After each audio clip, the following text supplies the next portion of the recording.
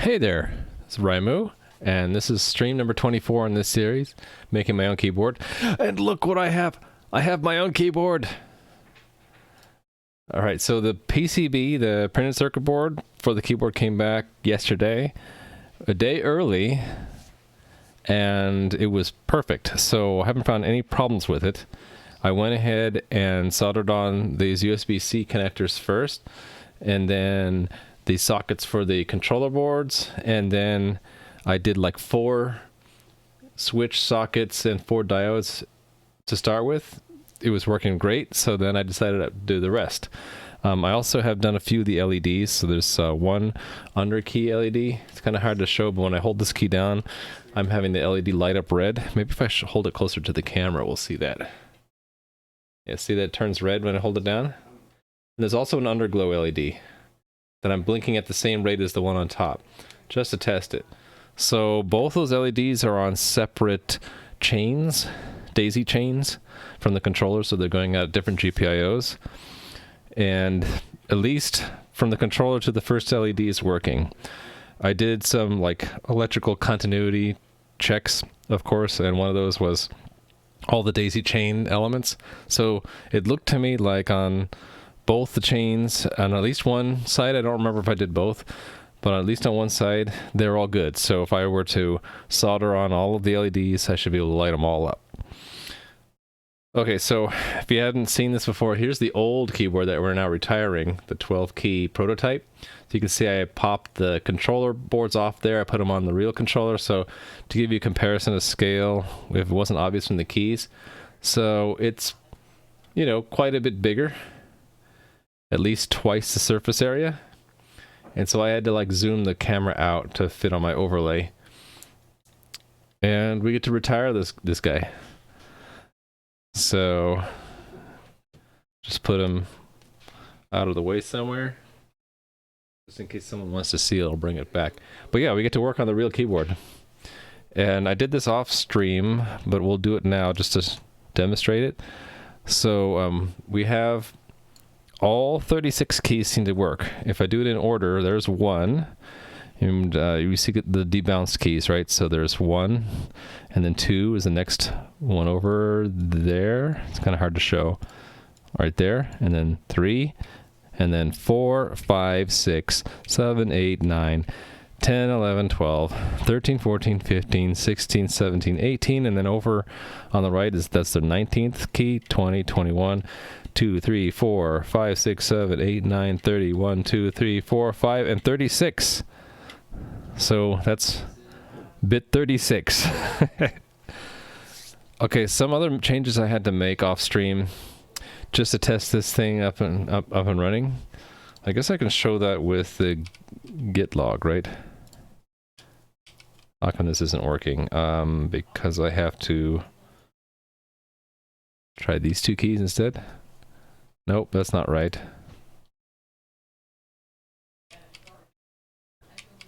There we go.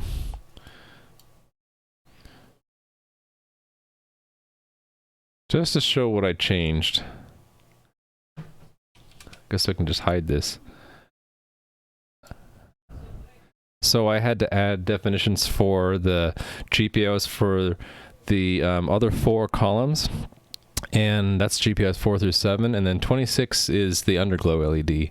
I didn't have that being pulled in. So we're using State Machine 2 for the underglow LEDs. I'm bringing in the smart LED stuff directly into the keyboard.rs because we're doing some testing with it right now. So here the number of columns went from 2 to 6. But I also changed the meaning. I flipped on this board compared to the last one. They're oriented correctly now. So when something is a row, it really is across. And a column really is down, except for the thumb keys, which if you can think about it this way, it's like taking these 3 keys and rotating them and putting them up maybe where the controller is. So like that's like the first of the first column, second, third, and then here's the first, second, third of the next column over. So a lot of these changes are just flipping the meanings of rows and columns. I had to add to our key configurations all of the other keys. So we started with 12 and now we went to 36. So I basically took the 12 and replicated them. I haven't filled them in with the correct key codes for QWERTY or Colmac yet. I'm going to do that this stream, I think. So there's where we're adding the other columns. And you can see it changed the columns from output to input. And here are the rows. They just changed from input to output. We're using the switch and underglow LEDs now. Instead of driving columns, we're now driving rows. I added the third row to that. We had 2 columns we were driving as outputs. Now we have 3 rows that we're driving as outputs. So here we are configuring the rows as outputs instead of inputs, and then columns as inputs instead of outputs. And here's setting up the LEDs. So this only changed slightly because I was playing around with those LEDs. So keeping track of the new columns and the LED objects.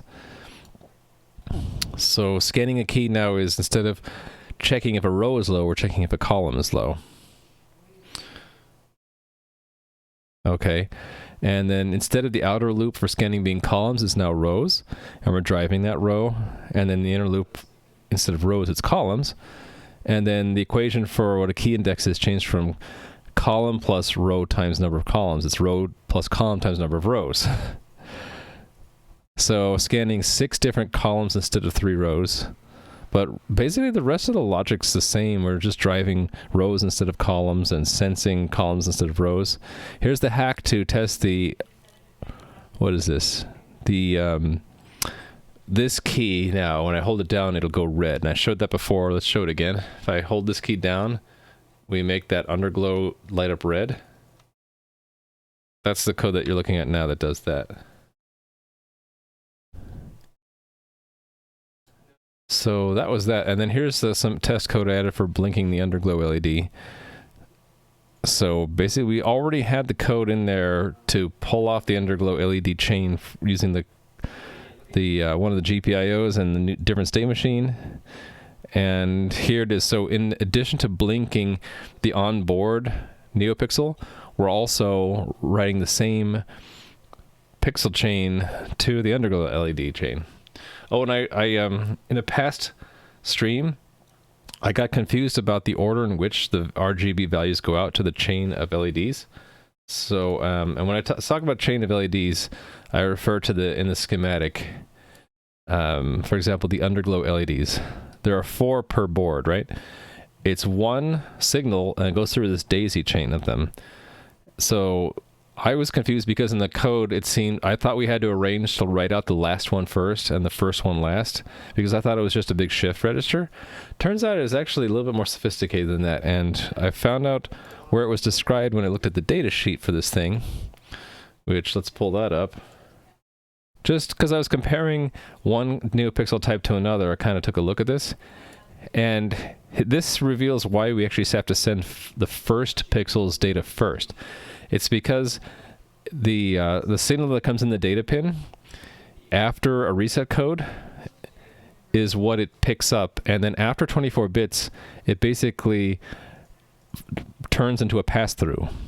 But while it's picking up its own bits, it's not forwarding them. So the first NeoPixel sees, you know, all 3 in this sequence, all 3 of them, but it only picks up the first 24 bits, and it's outputting a reset code still during that time.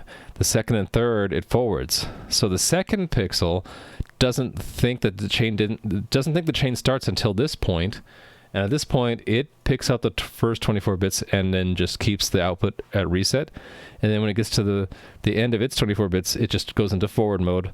So each pixel is going to light up in order, and although it takes the same amount of time to write out the data, while one pixel is eating the bits that belong to it, it's outputting reset. And so the last one in the chain will stay in reset until the very end, and then it picks the last bits out. So it's kind of a cool way to keep the color codes in order, and you just have a state machine in each NeoPixel. It's either collecting a bit or it's forwarding the bits. And if you're curious about what the 24 bits are, this is the structure. It's 8 bits of green, then 8 bits of red, and 8 bits of blue. there's actually an alternative NeoPixel I bought which includes white as well as RGB. It has the same protocol except it's 32 bits per pixel, and it's red, green, blue, and then white. So it turns out I looked at the code behind the crate I'm using, which is this WS2812. It's kind of hard coded to work with the RGB, the 24-bit coded NeoPixels. I would have to change their crate to support the RGB white pixels. So I'm deciding to put those on the shelf for now, just use the RGB ones for now. All right, so that's basically all I've done since the last stream. And we're going to move on to this stream. Hey there, Perkin J, how are you doing? The Pixel works like a shift register? That's what I thought at first, but it turns out it doesn't actually work as a shift register. It's like reversed because of... I guess we can just show it with this. Because of how it has two states. Either it's consuming the bits that go with it, or it's forwarding. So D2, the next pixel in line, doesn't see those first 32 bits. So it stays in reset. And after the pixel picks up the bits it wants, it just goes into forward mode. So let's say you're in the very last thing. The forwarding of those last bits goes like really fast through the whole chain. And they all ignore it because they've already picked up their bits, except for the last one, and it picks up its bits at the very end. So it's kind of like all of the bits are instantaneously shoved through the whole chain, but each pixel is hiding all of the bits that came for it or from before it. And so the last one only sees the last bits. Next to last sees the last two, but it only uses the first one. And the first one sees all the bits, but it only uses the first one, if that makes sense. I'm probably over-explaining it. A shift register would be like reversed, where as you're pushing a color through, it would start at the first pixel, go to the second, go to the third, and then at the end it would hit the last pixel when the first pixel gets its data. So that'd be like a shift register. So it's actually not like that, and that's why I was confused when I wrote this code initially. Okay, so now we have the final keyboard. It's really nice. And it works. I can type keys on it, but the keys don't make any sense because they're kind of random. So first thing I want to do is kind of go through these key codes and actually match them to what I'm using on this Corn keyboard so that I can actually type on it without doing a lot of mental gymnastics. So I'm using the Colmac DH layout, and I want to kind of replicate that on this keyboard.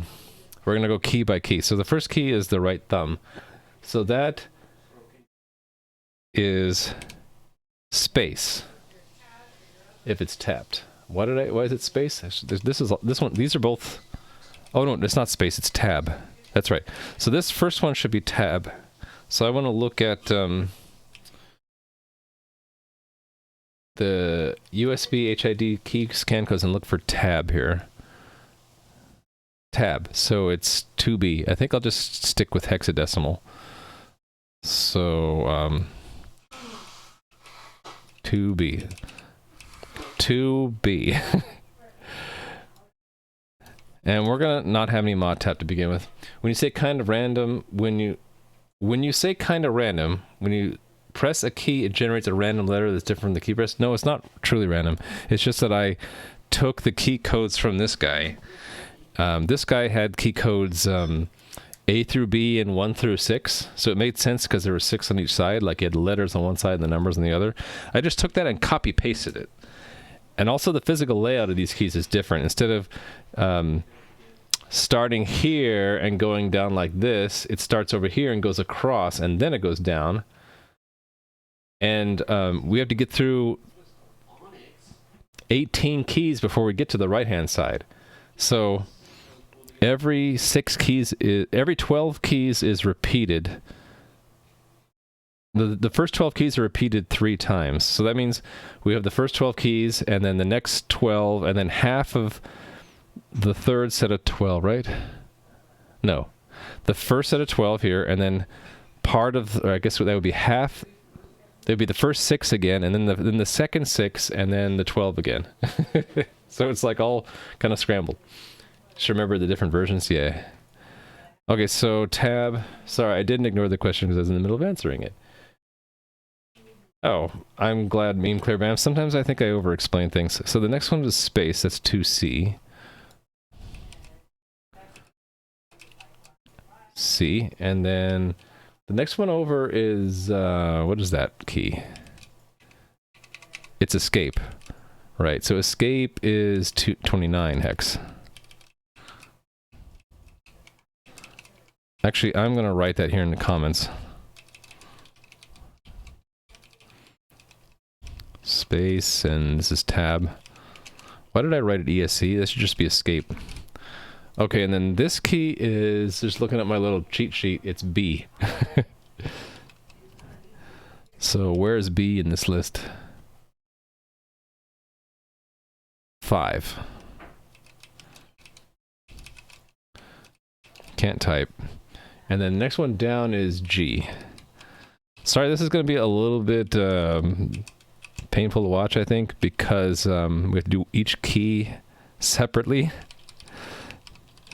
I want this to eventually be programmable, right? But right now we're going to hard code it into the firmware. The next one down from G is V. So that's 19 hex. Okay, and then here's where we start repeating ourselves. Actually, this one, I want these all to be none. Okay, the next one over from B is P. P is code 13 hex. So we're doing Colmac mod DM, which will explain why this doesn't make sense to you if you're using QWERTY. You'd be like, those are not what the keys are. T is 17 hex. Should waste 1 hour automating that. You could do it 10 minutes by hand. Yeah. But it sort of sucks for you guys watching. It's going to be kind of tedious. But I would probably only need to do this once, right? 07, unless I make a mistake. And then you guys will let me know if I make a mistake, right?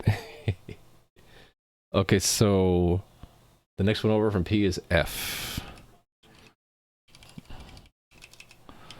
F is 9. Next one down from F would be S. I could just type it on this keyboard to find out what it is, right? I don't even have to look at my cheat sheet, even if I don't have it memorized. So the one under S is C.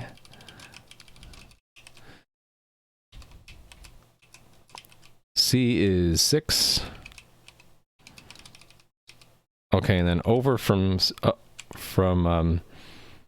this one was F, is W. W is 1A. Okay, and then we're getting rid of the holds for now. Okay, and then down from W is R. 15. Down from R is X.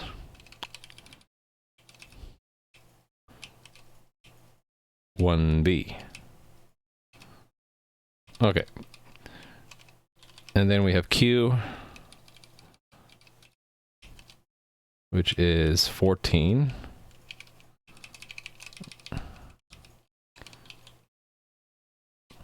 And then A. A is 1, Beep, right? beep, beep, beep. Beep, beep, beep, beep. No, it's 4. And then Z, which is 1D. Okay, so we've gone through half the keyboard now. Okay. By the way, how are you doing? You're just a bit. And how are you doing? Meme clear bams? Sorry, I'm slurring your names. Okay, so this key here is enter. Enter is 28 hex. Then next to that is backspace.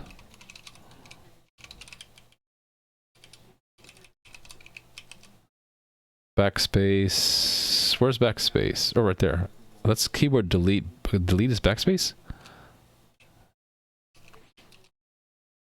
That was only like 2 minutes. Yeah, and we only have, well, we did half. So it'll only be 4 minutes total. I see that you got to do PCBs. Yes, I did. I got them on yesterday. And then I got so excited about it. Even though I wasn't going to stream, I went and did all the soldering. It's not the old one. This one's the old one. They look very similar, right? This is the corn. So this is the open source keyboard. You can go and look it up and actually order one or make one yourself. And this one's my custom one. We did mostly on stream. This is the old prototype that I had made, the 12 key one. And you can see I pulled off the controller boards so I can put them on the new keyboard. Okay, after backspace is, what is that key? Well, that was delete. Or one shot shift that we'll have to support later. Okay, where is the delete on the keypad, right? I think this should say keypad, not keyboard.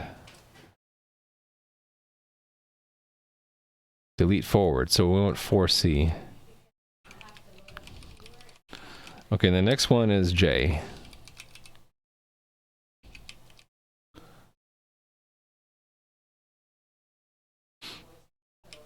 D. So next below J is M. So again, might seem strange the order, but this is because it's Colmac, it's not QWERTY. Below M is K. 0E, and then up next to J is L. L is 0F. We're going to turn off the hold. Okay. Below L is N. 11. Okay. Below N is H.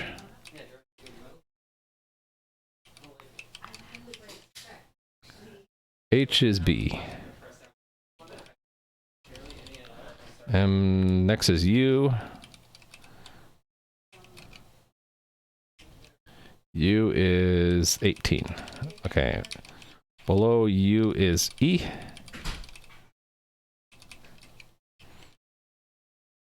Zero 8. Below E is comma. Where's comma? 38. 36. Okay, and then up on ring finger is Y, which is 1C. Get rid of the hold on that one. Okay, below Y is I.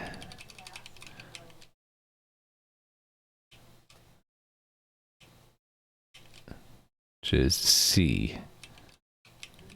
Right? Yeah. Below I is period.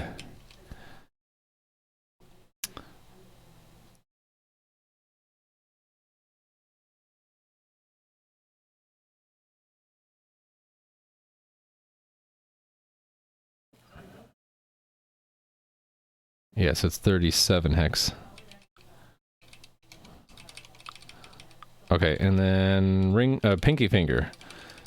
Top pinky finger is single quote, so that's, or apostrophe, it's 34. Next one down is O, which is 12. And finally, we got forward slash. Beep beep. And if you're thinking your favorite key we haven't gotten to, that's right, because we only have 38 of them. So to support the others, like the numbers, we got to add the concept of layers.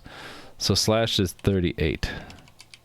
So I'll be able to do all the letters of the alphabet, period, comma, apostrophe, and forward slash, and that's about it. To do the rest, we're going to have to add layering. Looks so good you thought it was the corn keyboard? I know. It looks professional, doesn't it?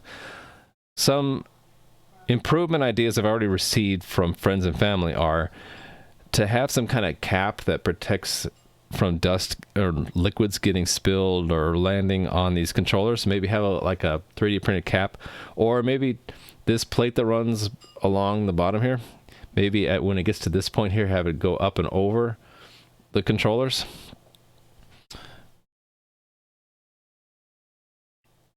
Haven't decided what to do about that yet. I left this open because on the silk screen it's got the Rust and the Ferris logo, right? Ferris and the Rust logo, and on this side I thank my viewers who are helping me. I can't get that really zoomed in, but it says Rusty Keyboard Rev A by Rymu. Extra thanks to Adam Learn, Sarian, Endorn, and Striped Monkey. Okay. Let's build this thing and get it programmed in. Then I should be able to type everything. Well, as long as I don't need to type any numbers, I should be able to type letters and other basic punctuation there, right? And we got, so my goal for today, if I can, is to get to where I can use the new keyboard and not need the old keyboard anymore. This would be a great implementation to prolong the keyboard. Do it, yeah. I noticed on the Korn keyboard that the controller boards are upside down, and I think that is a dust mitigation technique. So all the circuitry on that board is basically on the underside, including the LED. Problem with this is if I were to turn these upside down, I wouldn't have access to the reset buttons. So it would be really hard to reprogram it on the board if my built-in programmer stopped working for some reason. And we've had to do this during this series at least a dozen times, where I have to put it in the old bootloader mode in order to program it. Yeah, it would be stupidly hard to access those buttons. So the other option would have been to turn these boards upside down and then have an extension of the reset button out like here somewhere, like it's on the Korn. There's one there too. But then again, I would need not just the reset button, but the bootloader button. So I'd need two buttons, or I'd have to have some smart circuit that when I press it, asserts bootloader and then toggles reset. All right, so our keyboard's up. Let's try to type with it. Let me try to type the alphabet.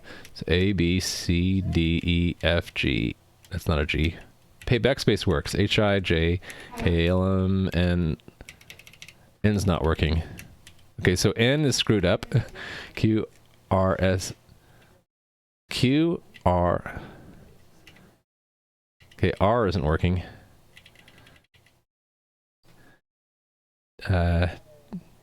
T, U, V, W, X, Y, Z. Okay, so T isn't working and R. T and R are not working. Let's find out where I put T and R. Wait, T should have been below P. That's not T. What am I saying? T is working. It's R. R isn't working in N. R and N. Yeah. Yeah, I don't know why I thought T. It was N and R. So what happened to N? N is below L. Oh, I had it on modifiers, not key code. Okay, that explains it. It's the same thing for R? Yeah, it's modifiers. Okay. I had the wrong code there. It was asserting modifiers instead of a key code. That makes sense.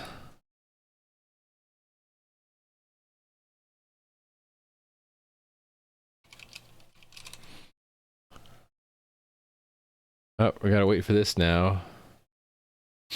Or not wait. So the not wait option is kill that and then reset the board and try again. There we go. Why wait when you can just reset and try again?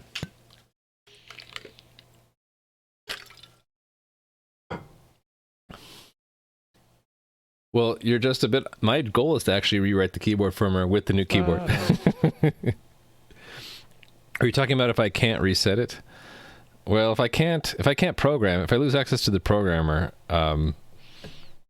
right, and if it was mounted upside down, I'd have to just take the board off, pop it off to get physical access to that button. Or I'd have to be really creative with a hook. Okay, let's try this again. I don't have Control A, so Control... That's not Control. Control A. Now I can delete.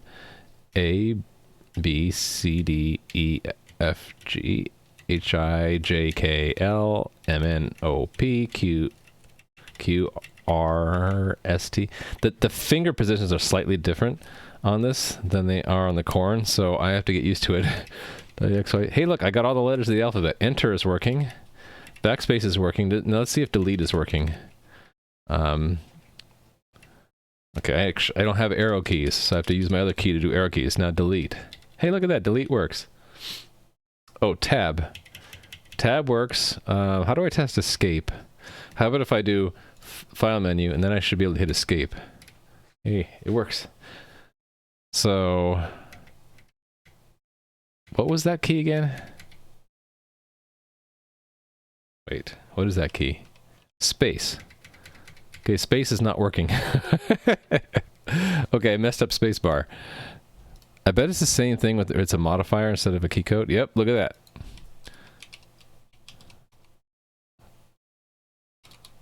Well, actually, I can use the other keyboard for this, right? I should use the new keyboard as much as possible. Build.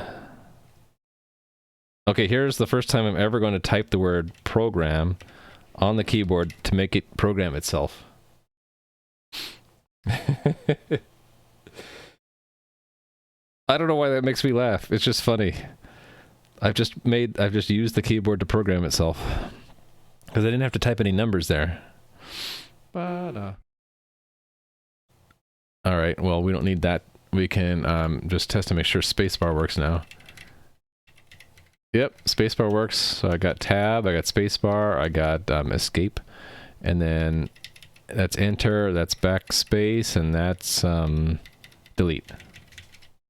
I don't have arrows, so I gotta do this to test backspace and delete. Nice. And if I hold it down, it's like repeating it. Okay, so I don't have any modifiers, so I don't have shift or control or alt or GUI or... So, and I don't have layers, so I don't have any numbers. What else am I missing? I don't have any arrow keys or numbers. Shift, I don't have any modifiers at all. You notice that your putty is taking a really long time to connect to your... Yeah, so it means you're probably having the same problem I am. If it's the COM port, mine just gets stuck, and I have to either wait for it, or I just reset it and try again. I think it's a... I mean, you're doing it in Windows, right? I think it's a Windows bug. When I try this with my Mac, there's a little bit of delay every time, but never a really long one. All right, cool. So, beep, beep. I'm going to try to use the new keyboard as much as possible here. So click there. All right. Yeah, the fingering takes some getting used to. And if I want to do shift, it's going to be hard, right? I think the first thing I want to do is add back my mod tab keys to add shift in here again. Okay, let me just type the shifted key over here.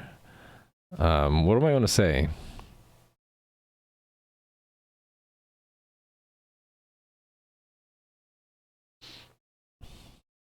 How about reconfigure keys to match? Oh, I can't do the shifted key. Comac DH. Actually, it's mod DH. And I don't have arrows keys. I can't do Shift M. There. And I can't hit Control S or close window. But I can do Git push, though. There we go. Let me add my shift key, my modifiers back in. So on my corn keyboard, the index fingers are shifted, they're held. The middle fingers are, I'm not going to give you the middle finger, I'll just use my index fingers. The middle fingers are control, and then the ring is alt, and then the pinky is GUI. You know, like Windows key in Windows or command on Mac. So I'm going to add those back in now. There was one time that putty full out refused to connect your board. It just hung. You waited a really long time and it still didn't connect. I've had that happen if I accidentally left another window open. So maybe that's a possibility. I have a warning here for some reason. Oh, because we're not using modifiers, but we're about to. So it's my T and N that are shift keys, right? So here's key, meaning I don't have a colon, I don't have the capital modifiers, and then I don't have the number keys, but I have X. This has which modifiers are which, right? So that's going to be shift, right? Left shift. So 2. Left shift. Okay, and this needs to say sum in front of it. I know I gave up on using the new keyboard. I don't want to alternate back and forth, right? Well, I will in a minute when I get. Why is that there? Hold on. Did I got the keys right? Yeah, okay. Just don't see where N is. Oh, here it is. Let me just copy this. Copy. Paste. So what's right shift? That's 20. Okay. I should just do all the left ones first. Left control is on S. Control is 1.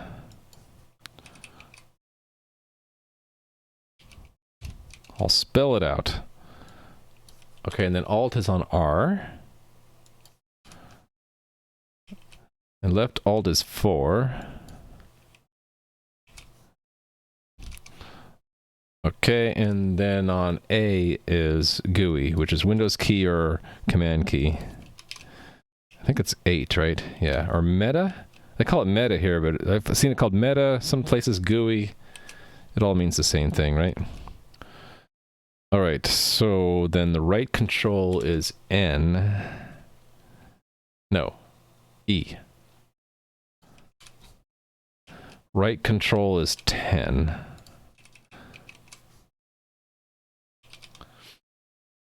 The worst part is that you're using the official boards and those don't have a reset button. Oh no! To pull the USB every time. I hate that. I don't like unplugging these and plugging them in when I don't have to, because it puts strain on everything. Keep alive 1 or 0. Had it turned off at one point.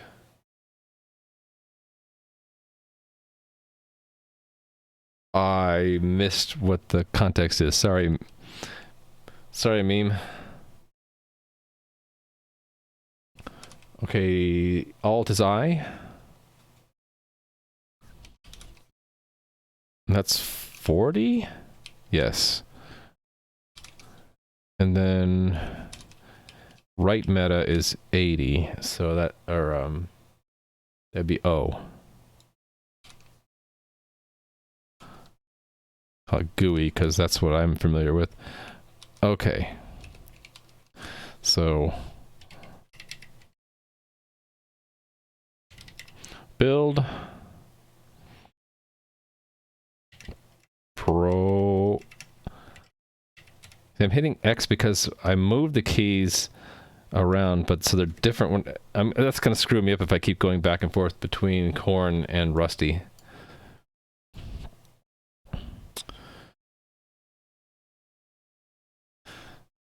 But my goal is to retire the Corn keyboard and Rusty keyboard be my new keyboard, like for everyday work. Okay, now let's see if I oh, did I not hit save there? Well, that was silly. Okay, I got to do it again because I didn't hit save. It'd be really cool to be doing the touch-ups on this just by using the new keyboard only, and then also be using it for work. That would just be cool. I'd be able to tell my coworkers I'm typing on a keyboard I made myself right now. And sometime, but there should be something like seconds or minutes between keep alive the connections tab. Oh, in Putty? I don't know. See, I'm not even using Putty. I'm using the Rust serial port crate. And I couldn't find anything in there about a keep alive. Well, maybe I should look really quick, though. since I have to wait anyway. Close that tab. I don't need to go to DuckDuckGo. I can just go straight to the lib, right? Oh, why am I typing there? So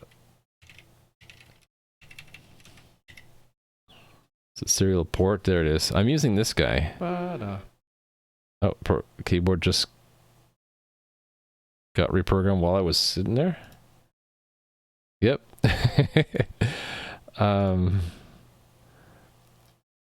Yeah, I remember just doing serial port.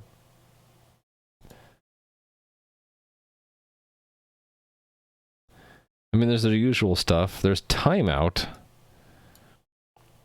Maybe it's that I need to adjust. Timeout for future I/O operations. Like maybe it's timing out on some initial connection thing, and if I did set timeout to some lower value, it would connect faster. Or actually, it might be in the serial port builder in the initial connection that we're getting this. Well, it has the same things, right? Timeout. So maybe I should play around with trying to increase the timeout there. The bug in Windows, you don't know how it will react. I mean, I might want to do this because it's kind of annoying that sometimes it delays. I might play around with timeout, which looks similar to this keep. I'm not sure what keep alive means for a serial port. I'm familiar with the serial port having a baud rate, number of data bits, stop bits, and whether it has a parity bit or not, and then flow control enable, which I don't think it's that, because that's hardware flow control signals, and I don't see why their state would change if they're either be completely stuck or completely unstuck, right? Yeah, and there's not much else. There's open and open native. I'm not sure what the difference is. Cross-platform interface, platform-specific interface. I don't know what the difference would be. Anyway, that's what I'm using, and the only thing I can think of that I might want to play with there is timeout. All right, let's see if I can do shift keys this time. So we have A, and then we have Shift A. Nice. Can I hit Control A? That's Alt. Control A, delete. Neat. So I have all the shifts. So I have all the capital letters. Look at all those capital letters. And then I have Control key, so I can delete. I can also Control Tab to go to a different tab. I don't have number keys though, and I don't have my undo key doesn't work because that's a layer. What I did is I hit that's undo on my corn keyboard because left thumb is layer tab, a layer tap. So if I hold it down, it switches to a symbol layer, or symbol plus miscellaneous, and then pinky upper right is undo. All right, let me just check this in. I basically added back my modifiers. I didn't have any other modifiers other than layer modifiers, right? Okay, I'll undo on this a few times to make sure that I didn't make any other changes. All right.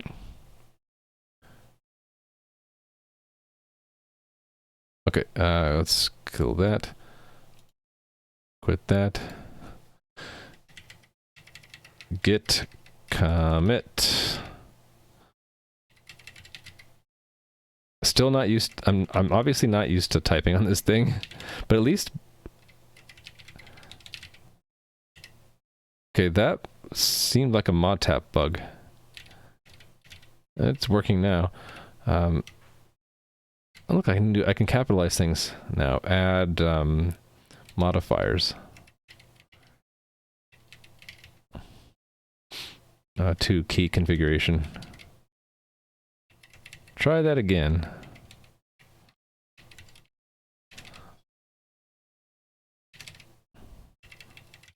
Oh, because those are all mod tap keys. It's there's a lag typing them. Huh. Okay, to close the window, I don't have that key yet.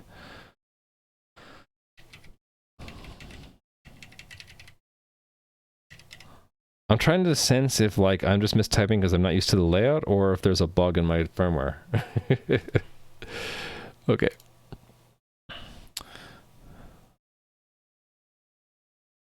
So I think I want to start introduce the layering into this. So my idea for layering was for each of these key configs, for it to be not just one key config, but a vector of possible key configs, and then in a key config, or in addition to the key config, also have like a layer index. So for example, if a key means like for example, for me, X down here, if I go up one layer, it becomes 1.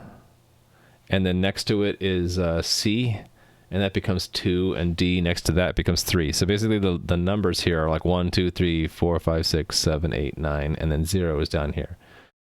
So, and then the layer toggle is this one. So if I hold this one down, then these become numbers. So I would want to have something like vec lowercase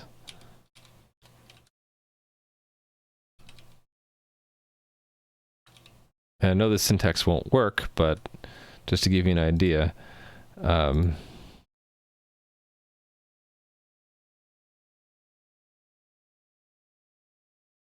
I need to have like a layer index, and I'm wondering, do I put that in the key config? It probably makes sense to do that, right? So this would be like layer 0, and then the number layer might be layer 1, and then this becomes a 1 key on layer 1, and layer 1 is what? 1 is 1E. So that's kind of what I want to have, but for one thing, this vec needs to be imported. The next thing is that it expects a key config here, right? Wait a minute, can't find it in this scope, consider import. I thought I did.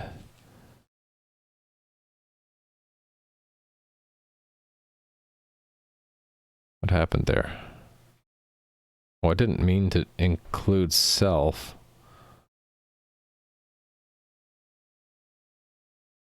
Wait a minute, don't I use the vec?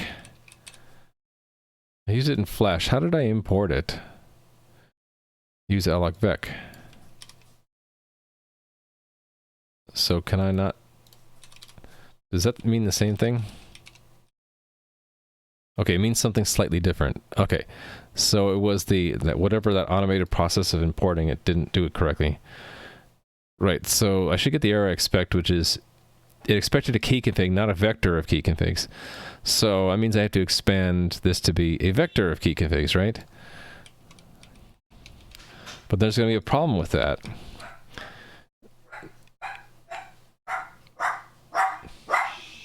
You have a barking dog. Bark, bark. Oh, is the door still open?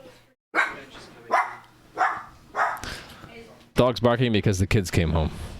So one problem is I got to go through all of these and make them vectors. Sorry. The second thing is that we're going to have trouble in making this a const because this is a heap allocated thing. So I already anticipated that part of it and looked this up. Lazy static. So lazy static is a crate we can use to have statics that require code to be executed at runtime, such as heap allocations.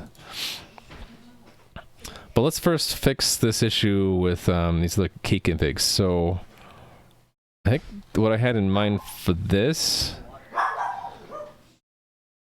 is to just go through all the key configs, like just hit Control D on that, and just keep going, keep going, and keep going. And for all the key configs, we have all the cursors around them, just to put a vec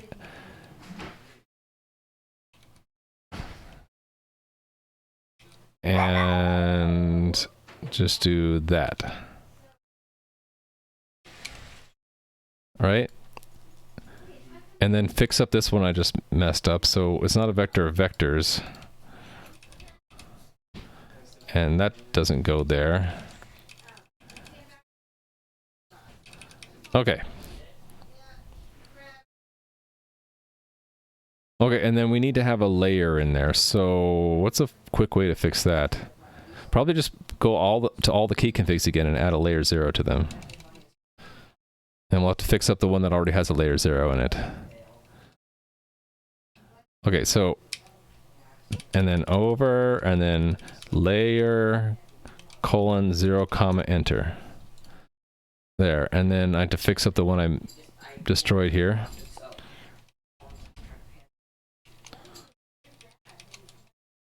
Okay. Right, so we need to add layer to key config. Easy enough. Layer U8. Okay. It actually let me do that? I think it's because we have other errors here. Yeah. So just to hack this to make it work right now, we're going to do like key config index 0 in front.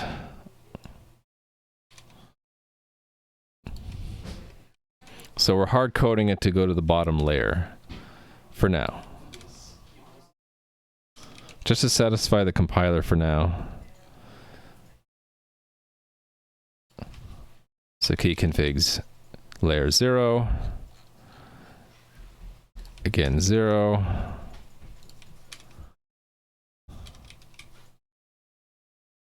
Okay, and then we get the error we expect. It's going to say that we can't make this static because it's limited to constant functions, tuple structs, or tuple variants, right? So yeah, the solution I want is to pull in lazy static here. So let's do that. Let us pull in lazy static.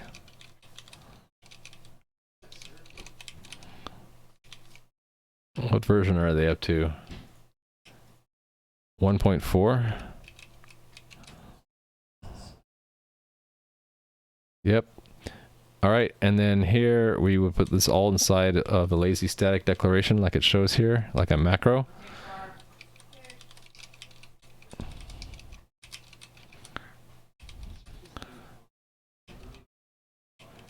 And then end it way down here somewhere.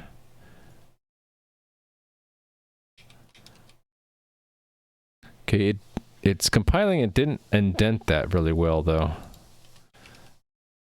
Yeah, we're going to have this problem where it doesn't indent it very well because it's inside of a macro.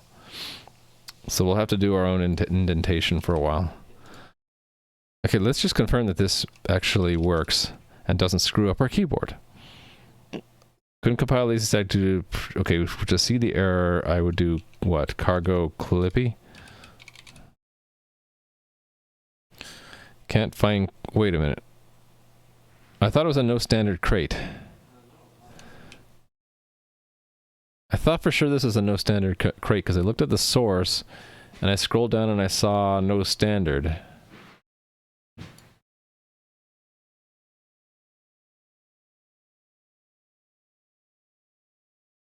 So they might have some features we need to employ. Let's look at it from the lib's standpoint.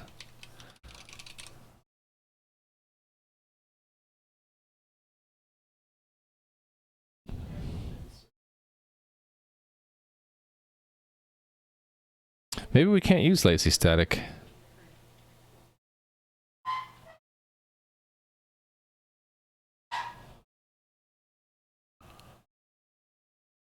Well, that's disappointing. So the alternative is we could construct it in our new function. Maybe I'll just do that, then I don't need to depend on any kind of crate. And then I'll just put it in self. Yeah, okay, fine. Until I figure that out, can't use that. Let's just remove it. Not a big deal.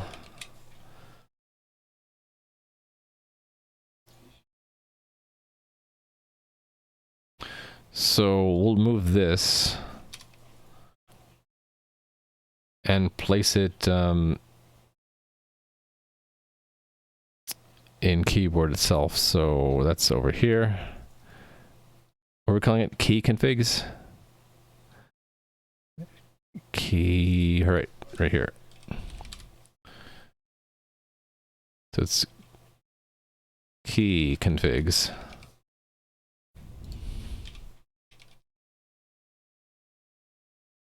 Okay. Yeah, so now we just need to move its declaration down to here.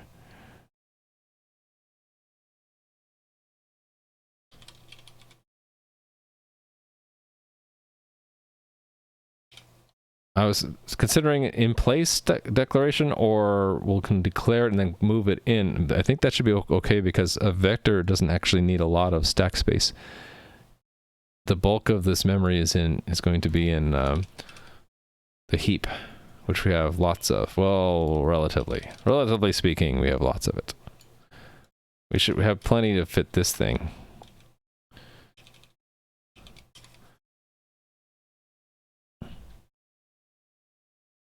Actually, why don't I just do it in place and I'll just like call a make key configs, because that's gonna, this is gonna eventually turn into actually, why don't I just call it what I want to call it?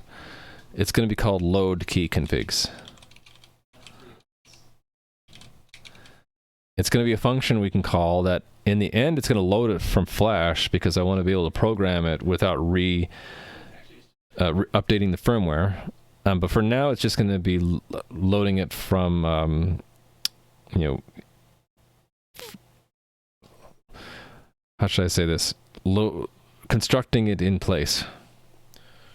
Okay, so then, I was thinking a different module, but yeah, why not? So another folder here called, actually, I don't want a folder. I just want another module called key configs.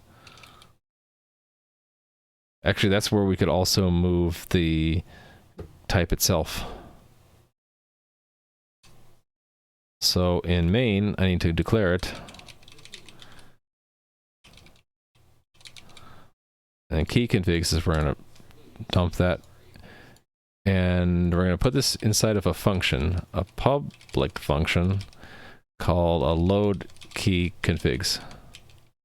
Actually, why don't we just call it load? And then I'll import it as load key configs. And so this will return this.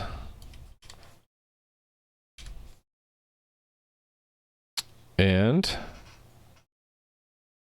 we can just put that there. And then end it like that. Okay, so we got to import some things, right? Import vec. Okay, so key config, let's just relocate it from here. Right here, I'll relocate it along with like key meaning. So all this stuff moves out of here and into key configs. And then we need to mark these public, right?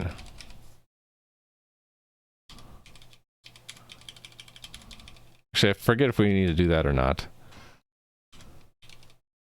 I think I have to mark all these public, but I'm not sure. Okay, anyway, we need...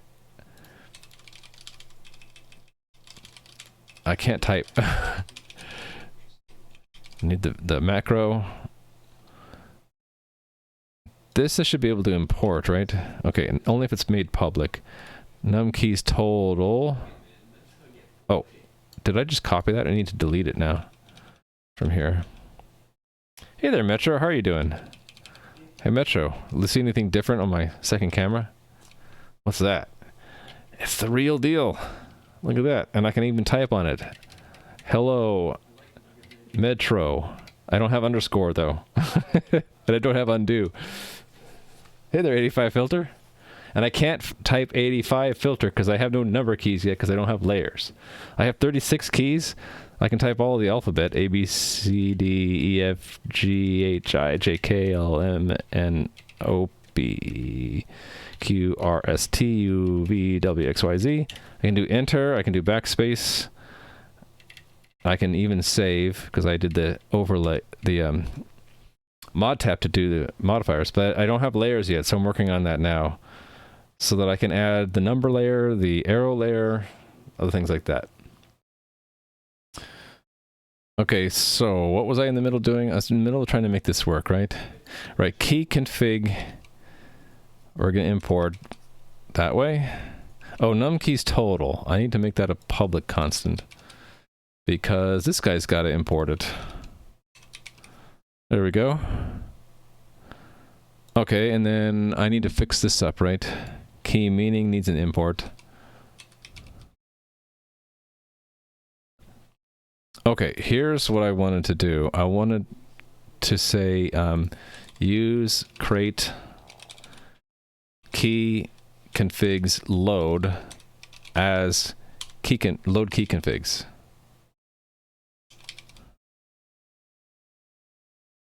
Okay, we don't need vec anymore. All right, facing down all these bugs. So instead of self configs, it's key configs is self.key configs.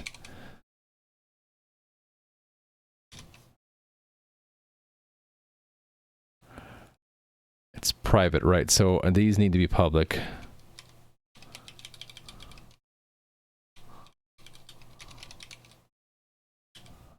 All right. Are these the same boards you're designing the other night? Yes, they are. Did they come in working on the first try? They did. See, my strategy worked. I made this prototype with 12 keys and then discovered the bugs in my design, like the flaws in my design.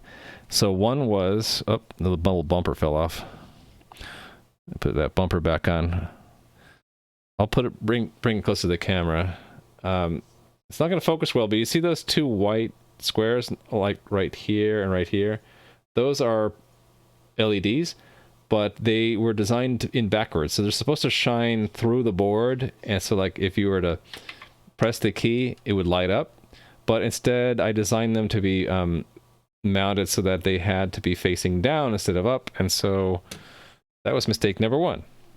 Mistake number two, I guess, is what I'm kind of demonstrating with these bumpers. There was no real good place to put in the through holes for putting screws through. So there's like 4 screws in here, and so things like that. So I worked out all of my design flaws on this little guy, and I also got a head start on doing the firmware, so that when I got to this real board, I kind of already knew what mistakes I had been making, and then I paid particular attention not to make them.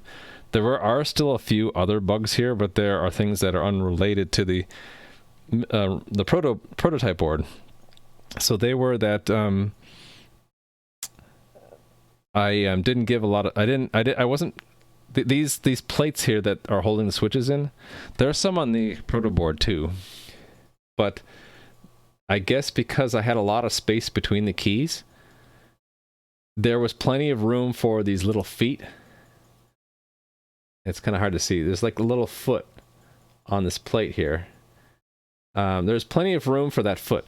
But when you bring all these keys really close together on these boards, there's not a whole lot of room between keys. And so some of the feet were intersecting things like the solder points for the diodes. And also the columns that the PCB rests on that are holding the screw inserts that you screw into, they're too close to some of the switches. So I just had to shave off a little bit of plastic and to make it fit. Iterative learning at its finest, yes.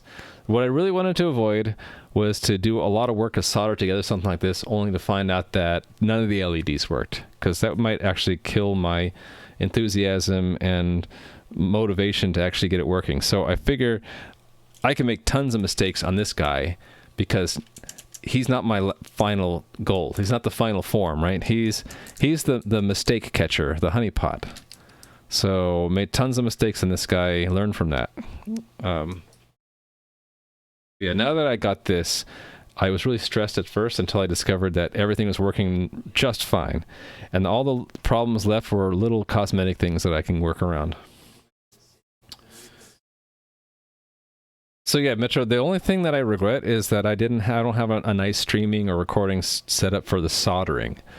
I still need to solder the LEDs. Like there's one, you see that blinking right there? That's an underglow LED.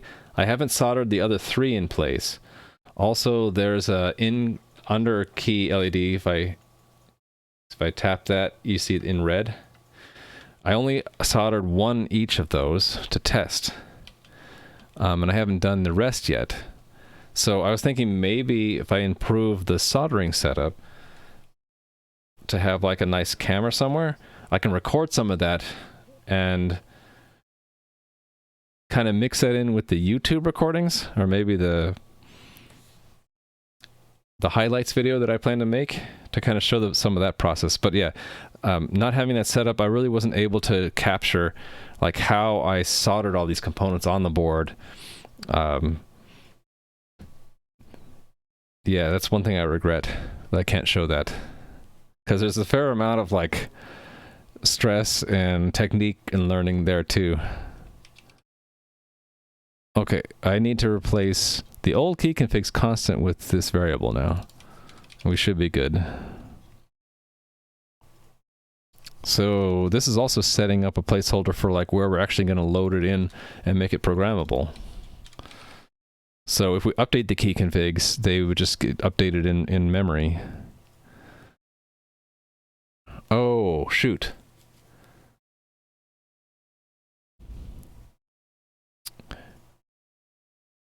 We can't put the key config in the keyboard structure, can we? We have to carry that independently. All right, then the way I'm going to do this is this all goes back to run, right? So run can take a key config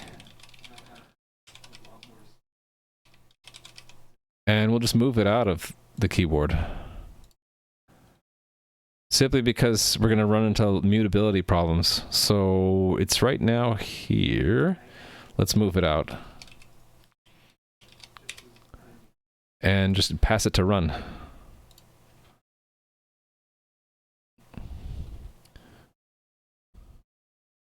Like that. Which means I'll have to load it from... Actually, no, I don't need to load it. I can just load it the first thing we do. Load up... load our keyboard key configurations. So I was doing that in new, right? So I can just move it from there. This thing, I can just take that out, go back to run, and paste it here. And just say that's equal, and do a let in front, and a semicolon in the back. Cool, so then I can just get rid of all the self dots.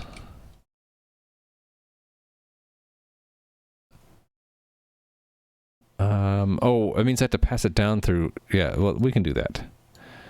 We'll have to pass it in wherever it's needed, but no big deal.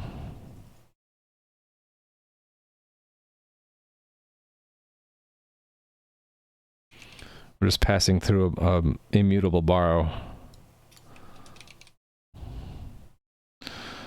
Because the type is a little bit complicated, I actually am thinking I want to make a type for that, a type alias for that.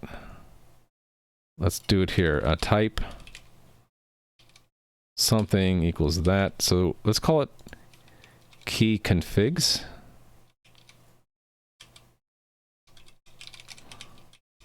Can't type. There. Hardware design does sound tough, but I think it's only tough because it was tough for me as a software guy. I'm sure hardware guys would be like, oh, how quaint of you to be using such modest tools.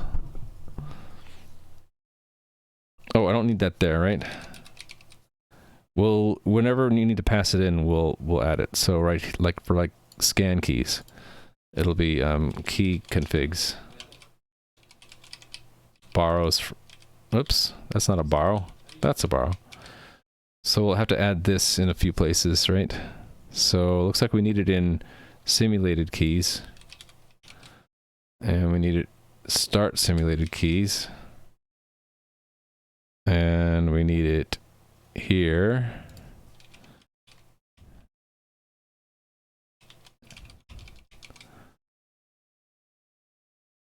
And we need it here. Where? Right here. Which means we'll need it here. So it's needed in poll. And here we actually own it. So we need to allow it to be borrowed by poll.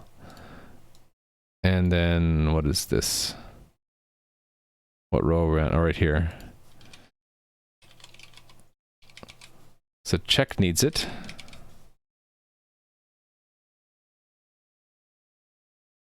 And we're back in scan keys, which already has it. So that's the last loose end, right?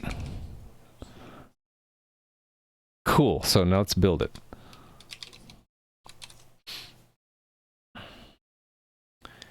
And then just because I think it's really cool, I'm going to use the new keyboard to type the command that causes itself to be reprogrammed. Okay, I'm not willing to wait for that, so close and reset and just run the command again. Oh, I can't do up arrow, but I can hit enter. And it's still stuck. Enter. There it goes. Just not patient enough to wait for whatever timeout bug that Windows has for that COM port. So there shouldn't be any change now, other than we have extra layers defined, but we're always using layer 0. So I should be able to type just fine here on layer 0, right? Hold on. Make sure I didn't break anything. A, B, C, D, F, G, H, I, J, K, L, M, N, O, P, Q, R, S, T, U, V, W, X, Y, Z. Beep, beep, beep, beep. So let's check this all in. What actually changed in cargo lock? Why does it think there's a change?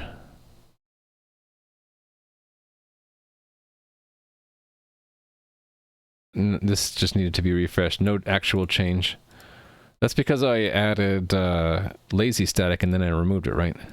So main, we declare this new module key configs. Key configs now has the definition of key meaning and key config and the load to load our key configuration, and we're just we're hard coding it for now. We're not actually loading it.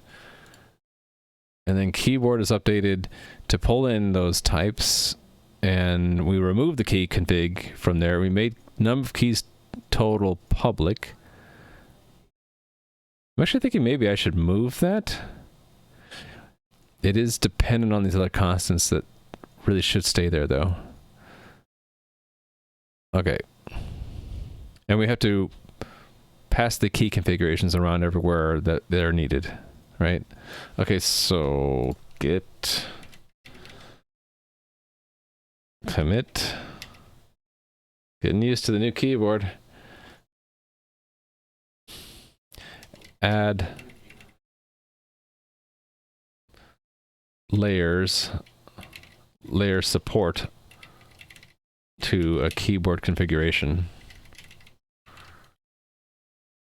Okay, so then allow each. I wonder how it saw comma there. I must have slipped on the keyboard. Yeah, because the thumb keys are slightly up now. I need to get used to that. Allow each key to have a different. Oh, and I can't type till backtick like I can here. Ah, I'm incompetent on the keyboard sometimes. Have different. What's the name of it? Key configs. We'll just have. We'll say allow each key to have different configurations for each layer. Have different configuration layers.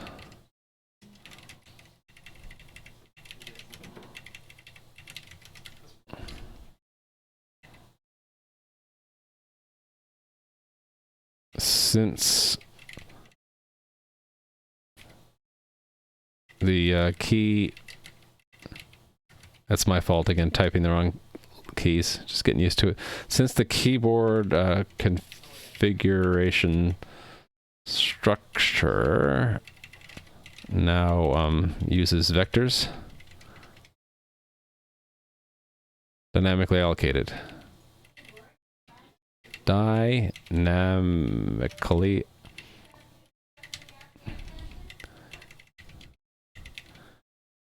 Move the configurations, static configurations. To a new module. Okay. And then git push that. Really cool that I can start using the new thing. Okay, so maybe I'll do the final.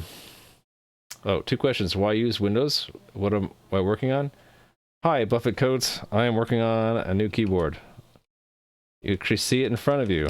This is stream 24, so we've done quite a bit on it. This didn't exist at the beginning of the series, but now it actually exists. So I designed the circuit board. Here, let me show you a glimpse of it.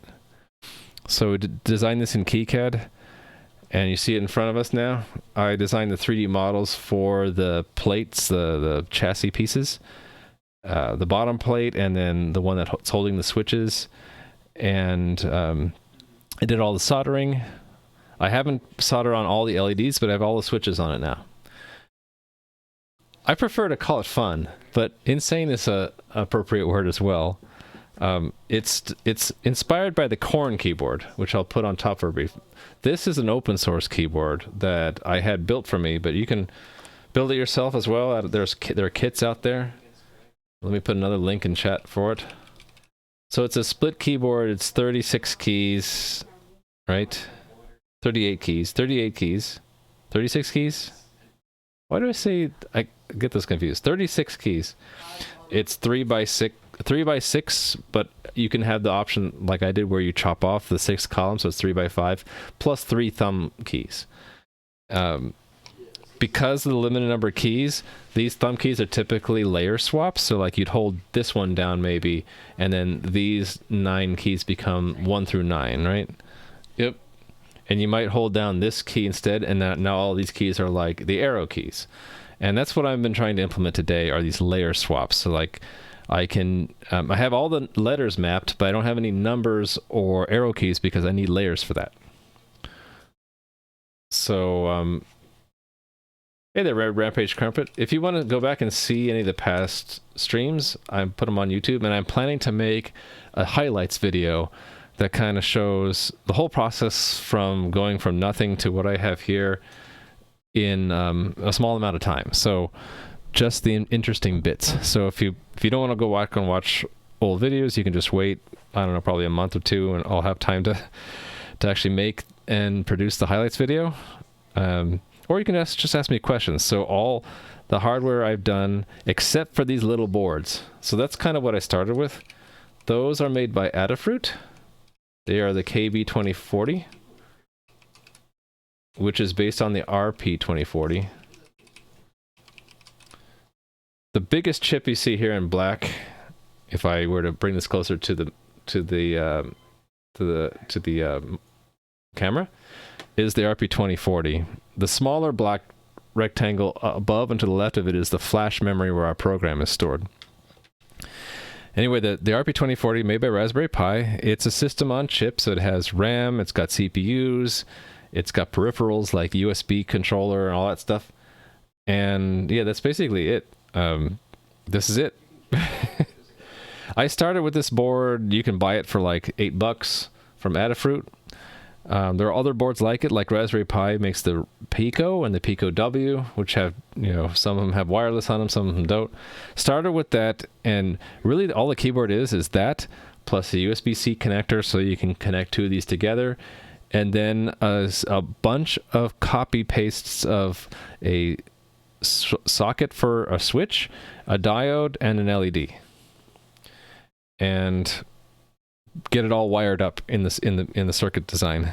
And then I'm using a bunch of libraries, or they call crates in the Rust programming language, that have been written for this chip to write all the firmware in Rust. So the Adafruit KB2040 has a crate which wraps the hardware abstraction layer for the controller and provides all the access to the low-level stuff. So like all the programmable I/O, the timers, the UART, which is the serial port, the USB bus. I think that's serial I/O, or is it state I/O? I can't remember which one that is. Yeah, that. And there's another crate for doing the LEDs because they are NeoPixels. They're like smart LEDs. There's 3 LEDs in one with a small little controller chip. And these other libraries also from Rust to support the USB device. So you actually, if you want to do this in Rust and you want to do it on this particular board, it's kind of easier because you don't have to do bare metal programming. You can start with these crates. I didn't have to do any of the USB stuff. I just used these and just hooked it all up. And another board that's completely open source that's also been an inspiration to me is the Pinchy keyboard. So a shout out to them. They made a complete board kind of like this or the Corn, where they use the Raspberry Pi Pico, and rather than doing a lot of stuff from scratch like I have, they rely on even more Rust crates like Kiberon and a few others. And it's all open source, so you can get it. You can have someone make the PCB for you. You can buy all the parts, and you can fully assemble and program it. You don't have to do any coding. Everything Adafruit does supports Linux. This supports Linux too, I think. Actually, I'm not sure. With the microcontroller, it's harder. Picture it being a large credit card sized board? No, it's like an inch. It's really small. It's the same form factor, actually, as the Elite C, which is used in the Corn. So it's like the same number of pins. Actually, no, Adafruit added 2 more pins to it. They started with the Elite C form factor, and they added a few extra pins, but it's supposed to be drop-in replaceable for the pins that were on the Elite C. Your scale was way off. Yeah, well, you have to see where when I put my hands on it, right? So yeah, it's about as wide as my fingers and about half as short. So yeah, today I'm working on the configuration for the keyboard. So here's the meaning of when we tap or when we hold each key. And then I added this today, what layer it's on. The idea is that certain keys can mean different things depending on what layer is active. So just like on my Corn keyboard, this key is X if I press it alone. So we're on layer 0. But if I hold down a key that swaps to layer 1, which we haven't added yet, but once we do, if layer 1 is active, the key will mean something else. It'll mean the 1 key. So if on my Corn I do that, I get a 1 instead of an X. Hell, you'll be starting a CS degree at... Oh, congratulations. What language should you start with you've never programmed before? I would start with something like Python or C#, because there are a lot of fun projects that you can pick from that are lots of examples for like getting started on that, and a lot of it's very applicable to school. So like Python is used in machine learning. It's used in a lot of little projects. You can actually program a keyboard like this in Python, believe it or not. There's something called Circuit Python that Adafruit has a lot of information about. C# is a good alternative too, because you can do game programming if that sounds interesting to you. So Unity has a lot of support on top of C#, and you can make desktop apps in Windows. So it's a solid choice. You started with C. C is good too. It's a little bit older, but it's a lot more widespread and still used in the industry for a lot of things. The QMK, which is the software, the open source firmware for the Corn that the Corn uses, is written in C. So it's a solid choice for both real world apps on top of operating systems as well as embedded stuff. Is it as brutal as people say? It depends on your motivation and interest and background. So it could be brutal if you don't find it fun, but if you like it and you stay motivated and you have good support, it's not brutal at all. What if you want to be a game developer? C# then. Start with C# definitely. I don't think there's any question about that. Or Java, because you can jump into code bases out there, like all the mods that are written for Minecraft, for example, are in Java. Hold on a second. I have to say goodnight to one of my kids. Be right back.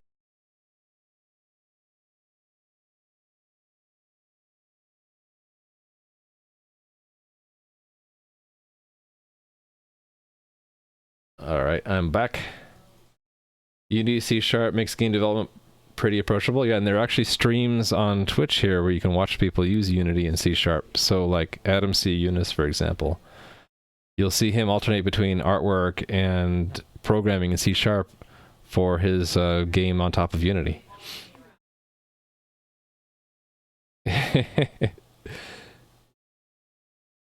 Red Rampage Crumpet also develops games in Unity on C#. So what does high level mean? High level means that a lot of the computer is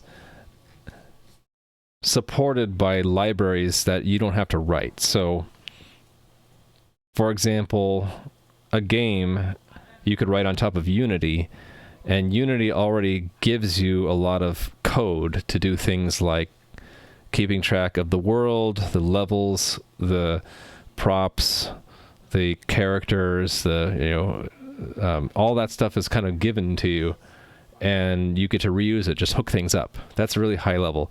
Low level means that you don't have anything given to you, and you have to go straight to the hardware. And like you might hear the term bare metal is like pretty much the lowest level you can get to in software, where you are writing like either a very low level language like Rust or C or assembly language, and you are having to keep track of everything. You don't have any operating system at all.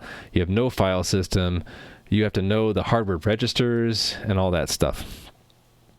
It depends on what you're trying to accomplish. If you're making software for this keyboard, low level is good, because low level, we need direct access to the hardware to connect to the switches and figure out which ones are being pressed, right?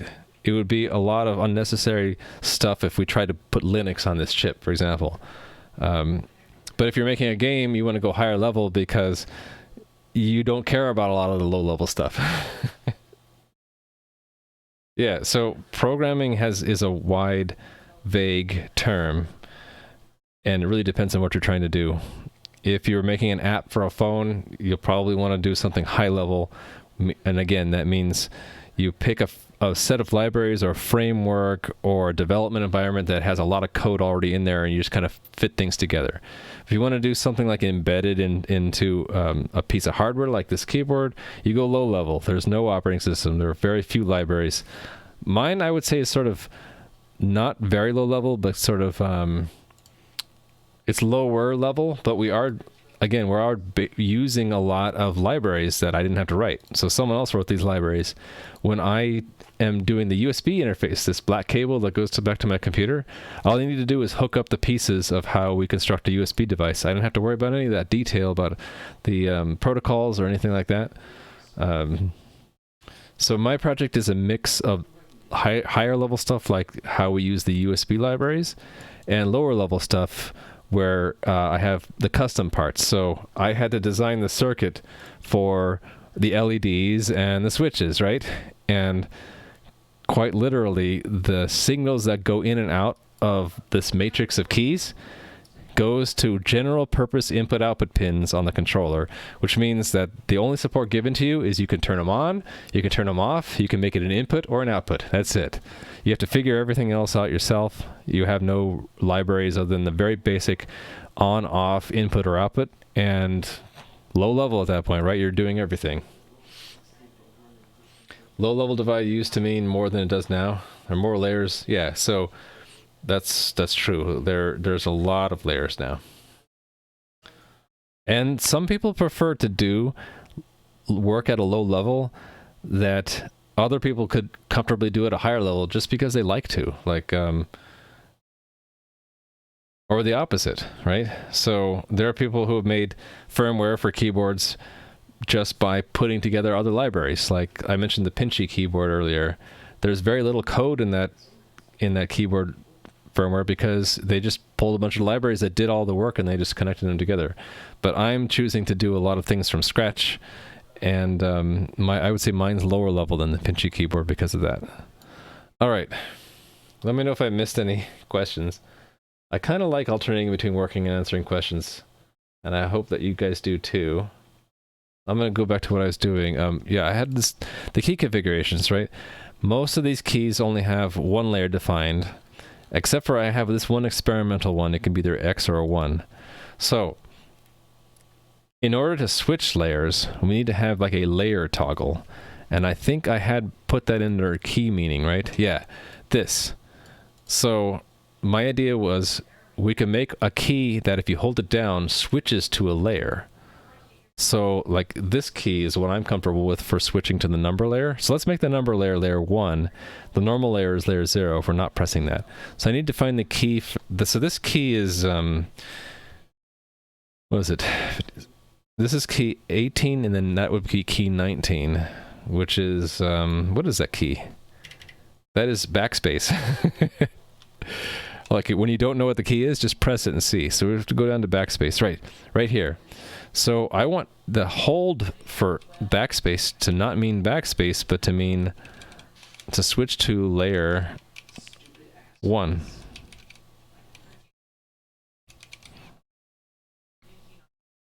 Oh, we need to say some because this is an optional meaning.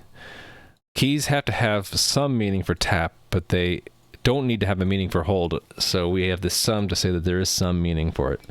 Okay, so then I think the other thing I want to do, just to make sure I don't break it, is it should have the same meaning on layer 1, right? So let's have a comma, and then we'll just repeat the meaning for layer 1 as well. So this means backspace or layer or toggle to layer 1, whether we're in layer 0 or 1. Otherwise, it might get a little confusing, and I might code it weird if holding it switches you to layer 1, but now that you're in layer 1, there is no meaning for it. Actually, wait, hold on. There's an easier way to do this. We could say that if there is no layer 1 meaning, it goes to the next layer down. So then that still works, right?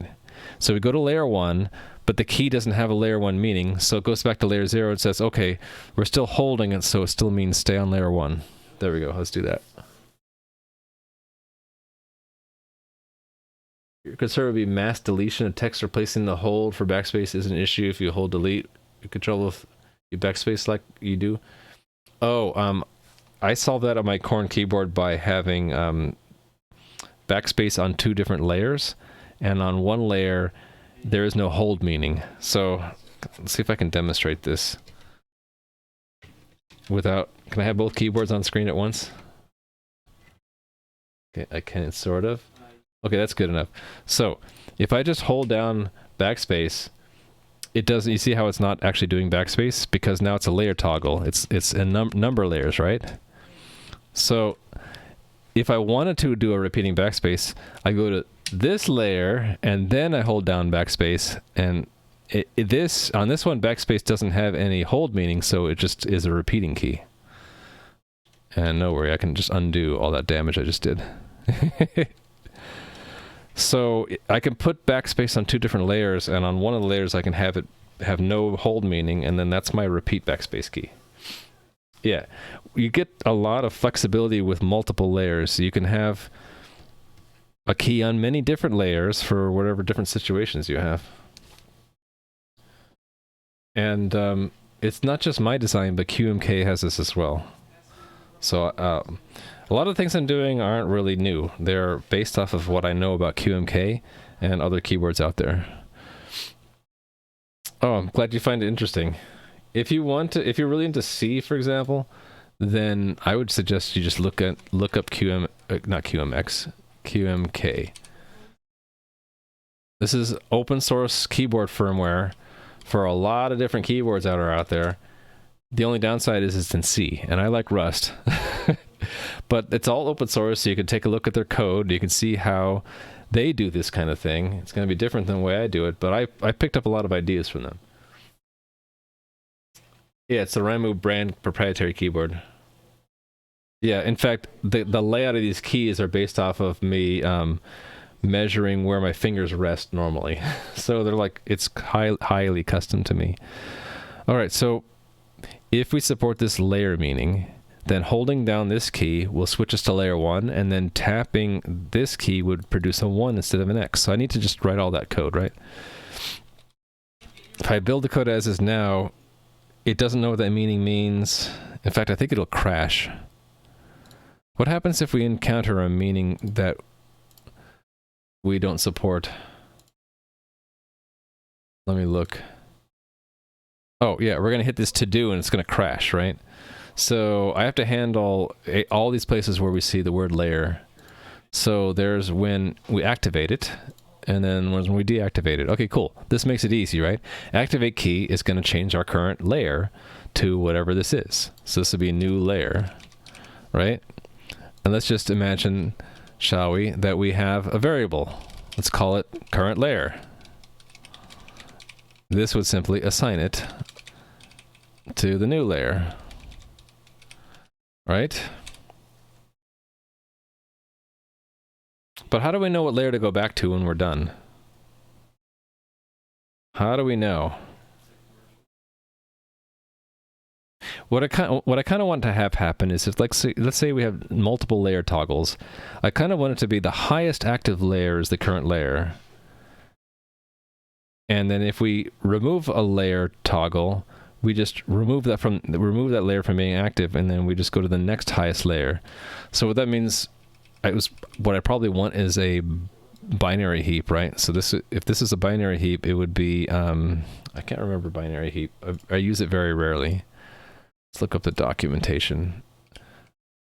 Binary heap, right? This guy.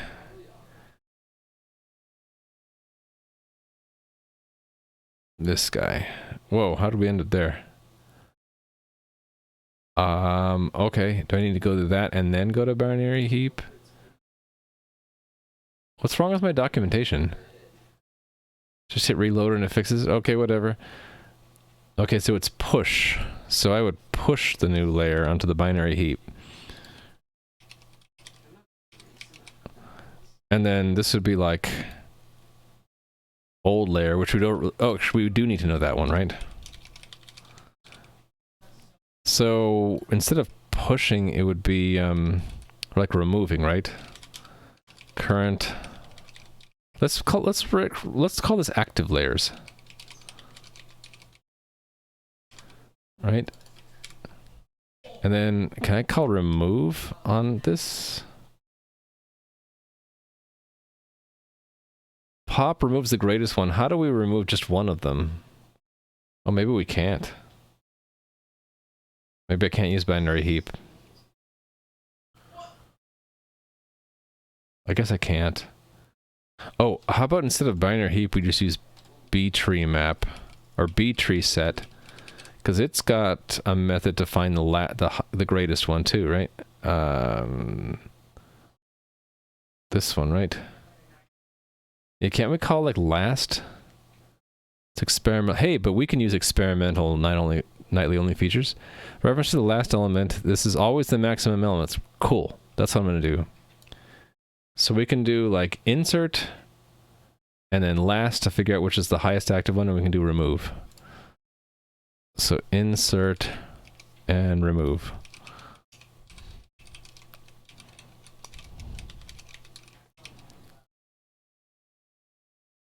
This will already be a reference. This won't have to duplicate it. Okay, let's define what active layers means. Oh, hey there, Mr. Love Pickle. You recently built your own mechanical keyboard and it's using VIA. Have you heard of it? Yeah, that's what this keyboard started with. When I had this built for me, the guy who built it put VIA on as the default image. And because my good friend Adam from Adam Learns used QMK, I quickly replaced the VIA with QMK. But while for the first like half an hour it had VIA, I thought it was pretty cool because it showed you it had like a Windows app that you'd run, and it would show you a depiction of the keyboard, and you can just click on the keyboard and pick a new letter. And it was pretty cool. It's very handy for non-C people. Yeah, exactly. Where can you get that keyboard? You can't get it. This is just for me. In the future, I hope to make it open source, but I'm not able to right now. You can see how I built it if you watch my past streams. Is DuckDuckGo better than Chrome? It is for privacy, I think. But just my opinion. A heap is unsorted, try a tree. Yeah, that's what I was thinking. Well, but binary heap is different in that it's like a priority queue. So you can get the highest. The problem is I can't remove an arbitrary thing from it. You can only remove the highest. So yeah, we need to use a tree that is sorted, which is btree-map. Yeah, the reason I wanted to use a binary heap was it's convenient for finding the maximum. It's just not possible to remove something that's not the maximum. Okay, let's put that back into keyboard, right? So keyboard should have an active layers B tree set of just U8. Okay, and then we'll have to initialize. Oh, B tree set needs to be imported too. Done. Okay, active layers, B tree set, new. Adam learns this wicked smart. Actually the reason why I got into split keyboard like this is because he has one. He also had one made, but he didn't do it from a kit. He actually customized the PCB and then proceeded along the path I did with this. Only he started with the corn chalk. But he seemed to enjoy it so much. It looked really cool. I'm like, I want one of those. And that set me down the path. So he's also been really helpful in a lot of questions I have. I'll ask him, what did he do, or what did he run into, or what does he suggest, and he's helped out a lot off stream. What language should you learn if you want to make a website? You should learn HTML, JavaScript, and CSS. And do I have the site for you? It's called... you know, I need to remember what it's called. I would have the site for you if I could remember what it was called. Okay, can't remember. If it pops into my head, I'll say what it is. But there's lots of stuff online for learning how to make websites. And you don't even need to know a language to make a website. You could use something that generates websites for you just from recipes. What's the most popular one? I can't think of names tonight. Was it WordPress? Yeah, you could just use WordPress to make a website. You don't need to know a language. Do you need to have a server to make a website? No. There are plenty of servers that are out there that you can either rent a piece of or just use for free for a certain amount of volume. Code Academy? It was it Code Academy? It's the one that yeah, Free Code Camp. That's it. Thank you, Next Day Tech. Free Code Camp. It used to be totally free. Now it's free if you can endure their ads, I think. Or their login. I think you have to log into it now. Yeah, it's free, but then you have to like make a login, I think. If you can endure making a login or letting them or logging in through Google, this is a great one because it's got thousands of tutorials on web stuff. Free Code Camp. AWS is a great example. Significant portion of the web is hosted there. Yeah, so AWS you can actually run a decent amount of stuff on for free for the first year. And a lot of the cloud-based, so I think like Azure has the same kind of thing. And I don't know if Google does, but like you don't have to pay anything at all for the first year. And then you can just, near the end of that first year, you can just drop it. And your recommendation are data engineering tutorials. I don't think so. If anyone knows in chat a good recommendation for that, please let us know. Okay, so we have active layers.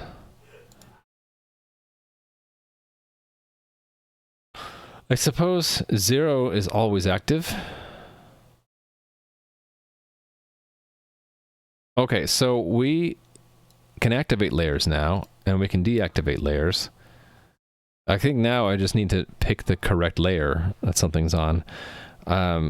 So everywhere we had hacked in the 0 index, I think, it needs to be considered for this next change, right?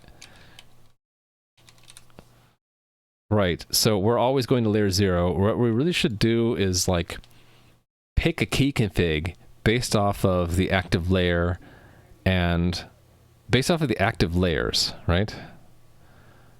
So let's make a function that does this. Let's put it anywhere. Really, it's going to become something like function get key config, borrow self, and then which key it is, so key index, and then we already know the active layers, so we don't need any more arguments, and it's going to return us a key config, right? Always? Actually, it's going to return a borrowed key config. And right, we need to have the key configs, which I have right here. And because we have multiple references, here's one of the few times you'll see me do this. We will need to annotate this by some lifetime A, which is used here, and return there. To denote that the key config we get back comes from the key configs, right? So like the default would be just do key configs index key index as usize, and then index key 0, right? Hold on, what did I do wrong here? Expected borrow found that mismatch types where? Right here? Oh, no, we need to borrow that from that index. Yeah. So this will be a drop-in replacement for everywhere we do this thing. So everywhere we do key config 0, we would replace this with self.get key config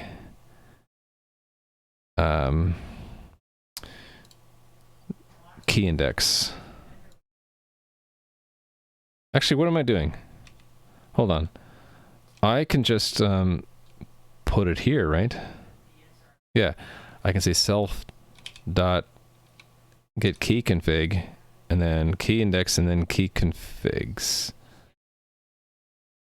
Yeah. There we go.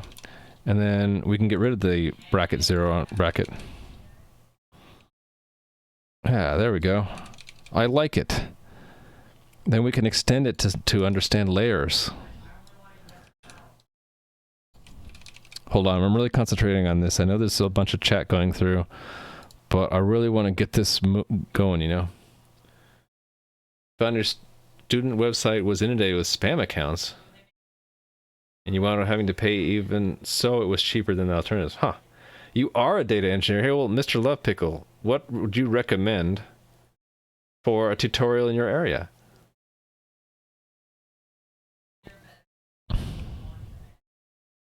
Let's see. This code I need to do again in here. Right, so that needs to go there so that we can just use key config in place of this. There. And then we need it in one more place, right? Hold on. A couple more. No, that's one place we're going to keep for now. Okay, we need it here. All right. So copy this down to here. Okay. And then this will be timed key index. And then key config goes here. All right, and that didn't work. Hold on. Wait, what?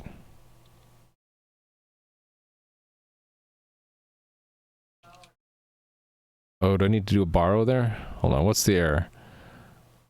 The error is yeah, I need to do borrow there. Okay, and then we'll probably need the same thing on the next one. Yeah, so right here. And then I can say key config here. Cool. Do I need another one? I need another one. Because that goes there for next key config is next timed key index key configs, and then that's just next key config. Right there. Okay. So again, I'm doing refactorings to prepare for layer support. But right now we're only looking at layer 0. I just want to make sure I don't break anything before I actually introduce real layers. Okay, when that happens, my workaround for instead of waiting is quit and then reset the keyboard and then just try again. And now it's working.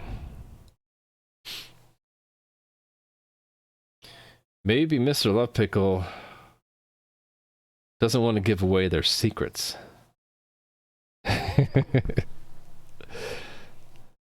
All right, so it's reprogrammed. Let's make sure I didn't break anything. Let's open a new terminal and just start typing on this thing. FGHIJKLMNOPQRSTUVWXYZ. And then backspace works, okay. Delete works. Space, tab, okay, everything seems to work. Control A, delete. All right, now that we know that everything is working, let me try to actually use the active layer. So instead of 0, this would be self.activelayers.last. And then that gives us an option, because if there is no active layer, we want to just default to layer 0. So that would be or else, is it or? It'd be unwrap or, right? Unwrap or 0. And then I need to dereference that. And then that needs to be a borrow, right? Hold on. I got some syntax problem going on here. What's going on with this?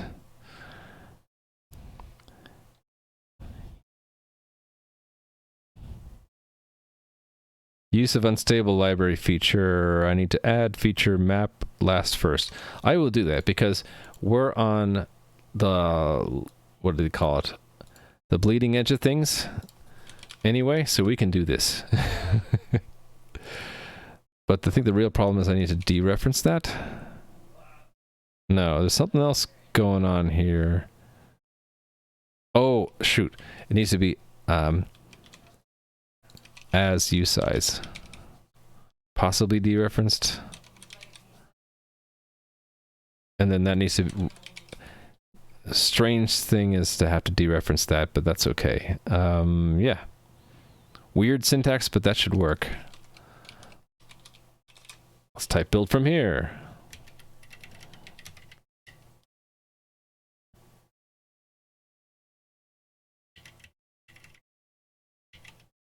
Program.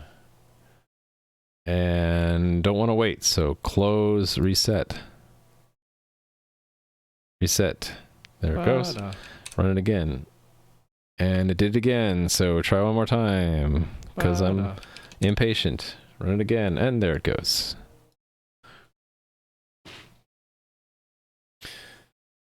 Well, GPEM, sorry, I guess there are no recommendations. Oh, there we go. Hey there, Musin. Last.copied will do option to option. I guess that would look nicer. So copied, unwrap or, and then I can remove that and that. Thank you, Musin. Yeah. I like it much better. But anyway, let me see if my layering works. So if I did it correctly, this key we'll switch to layer 1, and releasing it goes back to layer 0. So normally this is an X. If I hold that down, though, I got layers to work. Oh, only we didn't return to layer 0. It crashed. It crashed when we returned to layer 0. Yep. We can't return to layer 0. It'll crash. Now, now the challenge is to find out why releasing the key crashes. So let's go to deactivate key, I think it was.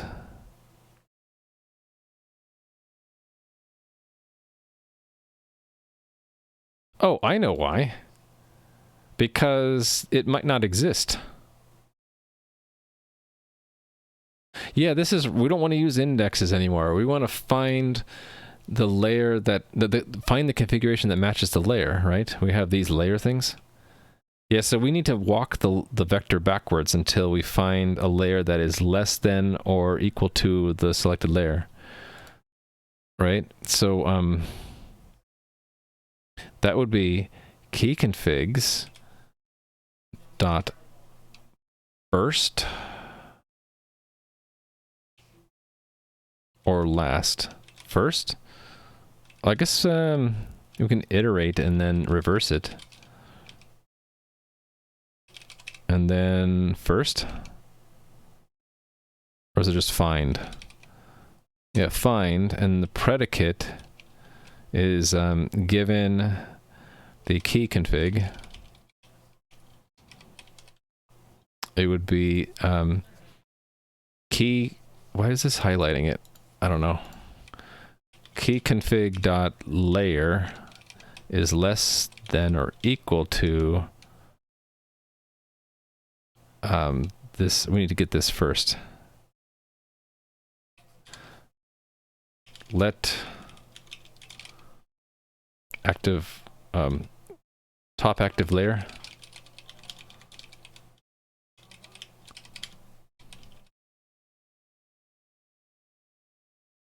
actually, there's a problem here. Let's say we activated layer 1 and 3, and the key only has a layer 2 configuration. And we're on layer 3. It'll pick layer 2 configuration. Am I okay with that? Maybe for now. You're joining... Oh, it's all your fault, Enduran. That's okay. I know why it crashed, though. So yeah, I don't know how it is on normal keyboards. If you had layers 1 and 3 active, and a key only meant something on layer 2, would you want it to have that meaning on layer 3 also? Or should it say, well, layer 3 is not active. Let's see if layer 1... What's the next layer? It's layer 1. Is that active? I think that's what we should do, actually. It should be the highest... So I should... actually walk the active layers back as we're walking the key configs back. Or, actually, you know what I should do? Is I should walk the... As I'm reverse... Yeah, I know what I should do. I should say if it is in that. So, self.activelayers.contains the key configurations layer. Right? Consider borrowing there. Okay, and then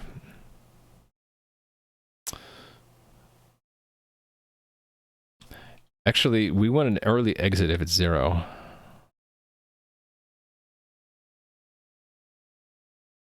Every key needs to have a meaning on layer 0. That's the requirement. So put those brackets back. If key config layer 0 equals 0, true. Else that.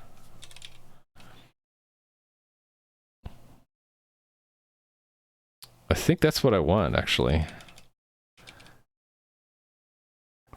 Only I got the types wrong. What did I do? Expected a reference found. Oh, so this should do an unwrap.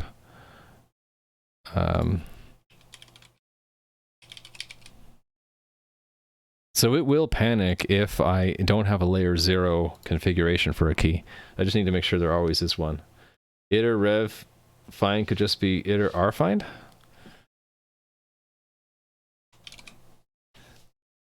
Thank you, Musin. Actually, is this better than, like,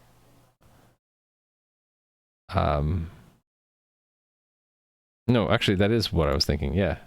I was thinking of last, but that's a different programming language. I was thinking you could iterate and then use last, or you can iterate reverse and then find first. But in Rust, it's find. So r find is like last, right? Most of the forward things have reverse functions with r as a prefix. I know, exactly, Nightshade dude. Isn't Musin always like right there to save you?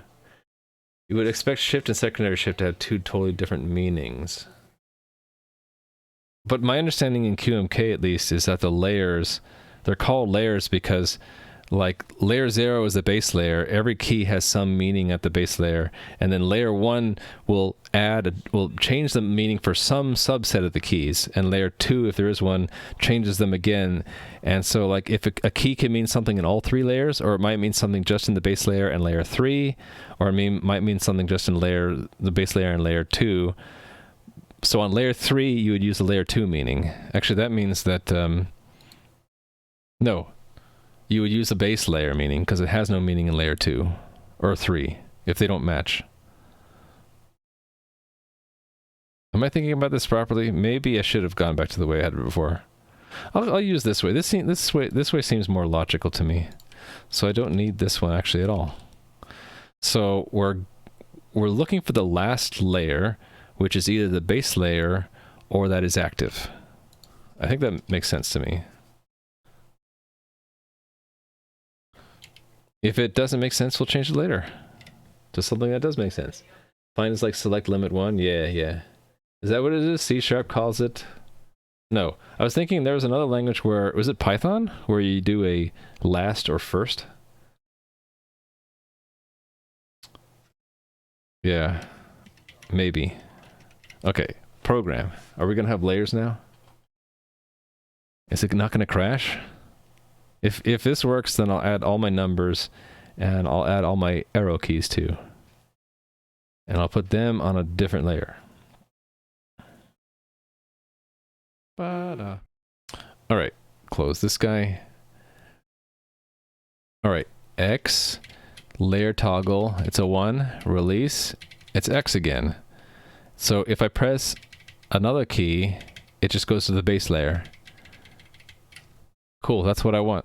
That's exactly what I want. All right, so select all, delete. Let me add all my keys configs now.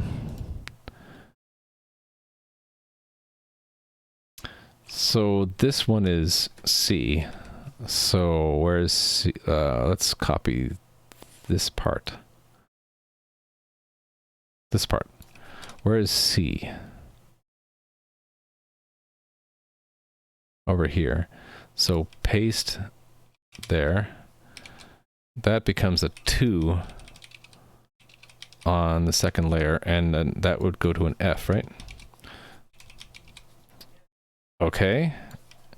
Then next to that is D. So that's here. That's 3.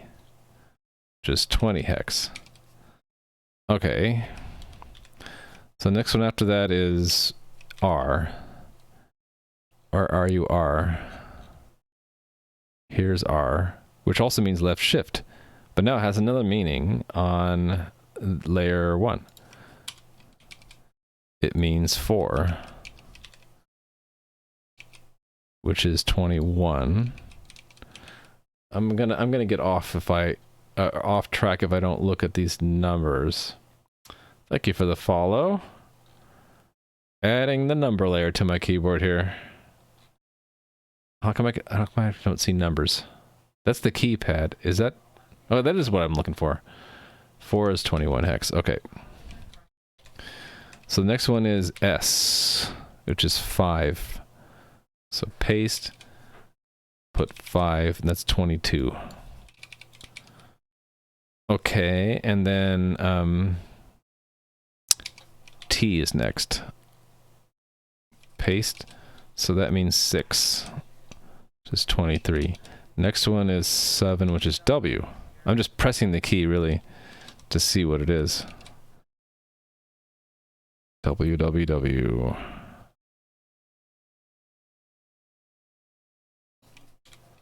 Seven. 24? Have that right? Yeah.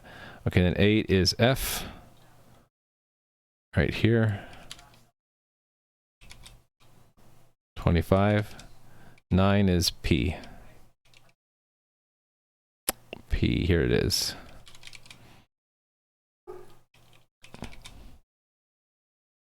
I've already lost track. 26. Oh, and then we should add 0. 0 is space. Right down here. So on the number layer, we want space to instead be 0, which is 27.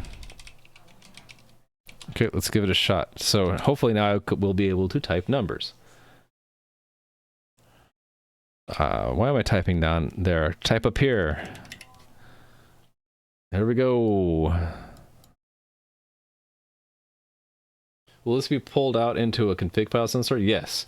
So that's why I have made it into a function that returns an array of key configurations and called it load, because eventually this really will load it from flash memory. So I'll be able to like change the meaning without replacing the firmware. That's the goal. All right. So see if my numbers all work. 0, 1, 2, 3, 4, 5, 6, 7, 8, 9.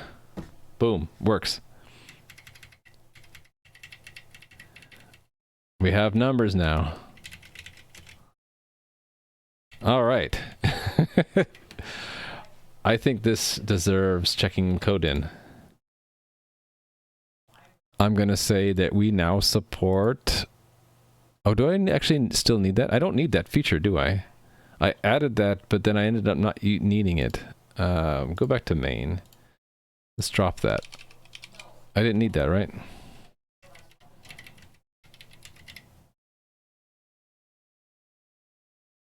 Perfect, we didn't need it. So, why all these changes, though? Oh, I forgot to check in the code before? Okay. I thought I did. Wait. I thought I did. Hold on, what happened here? Oh, I forgot to check in that module. Shoot. Okay. I must not have added it to the stage. Well, that's... I regret that happening. Because I mixed changes from these two things together. Maybe I just amend the commit. Did I already push it? Yes, I did. Well, that sucks. Okay, well... Then I have some explaining to do in my git commit to future Raimu. Fix last commit. And add layer switching support. Or add layer selection support. Add layer switch select. How about, okay, I don't have arrows yet, but I will soon. Ing. No arrows, so I have to do this keyboard. Okay, so. Oh, I don't have symbol, but I have shift, so can I do... Oh, I can't do shift on that layer. Yes, I can. I can do this. I did it. I did an asterisk by doing layer toggle shift and then that.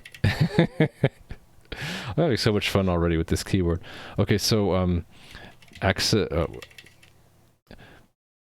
last commit was missing all changes to keyboard dot.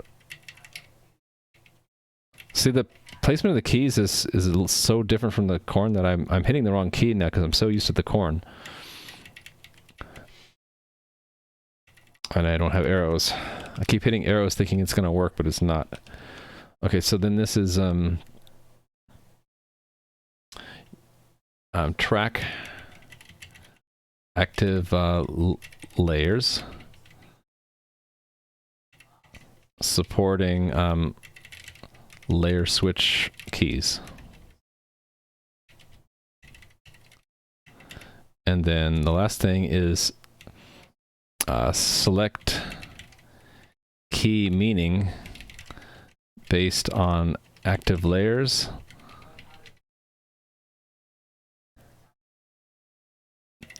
matching with configuration. Cool. Can you hold shift with the numbers? Yes, that's how I got it. What's better than one ergonomic keyboard? The answer is two of them, exactly. What happened to Mr. Halsey? Is he on break? I haven't seen him streaming in a long time. Oh, did I answer and you cut me? Will this be pulled into a config file? Yes, it will be. I answered that. How long have I been coding for? A long time. Since about 1981. How long is that? 42 years now. But not continuously. So I was a small child back in 1980, so I wasn't doing this level stuff. I was mostly doing like Apple basic programs that would print stuff on the screen, and it was all pointless artwork. I've been programming professionally since around 1994. So that would be 28 years, right?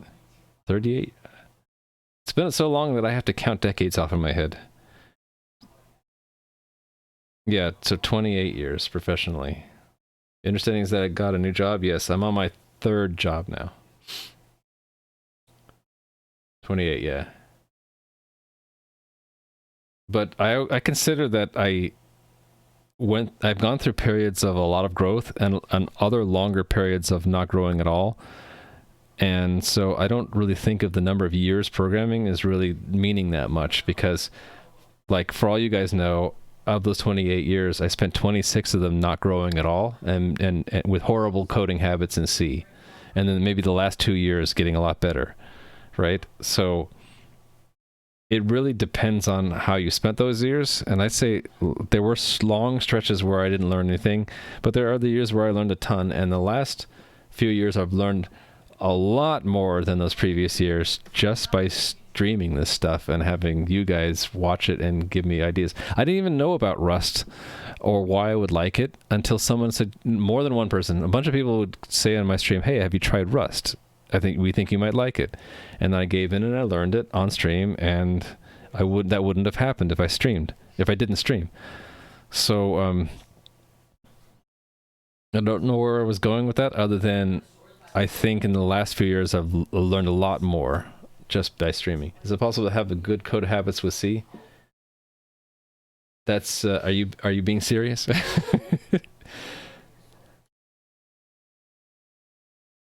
So some languages help you maintain and stick to good habits. Like Rust is pretty good because the biochecker is really harsh on you if you have bad habits.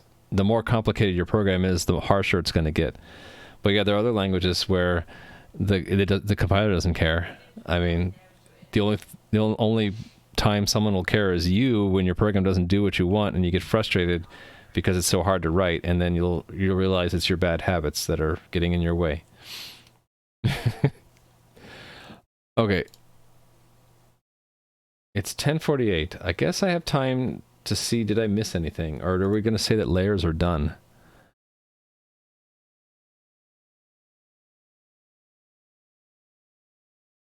Allowing them to be programmable and reserving some area. This is like a stream in and of itself.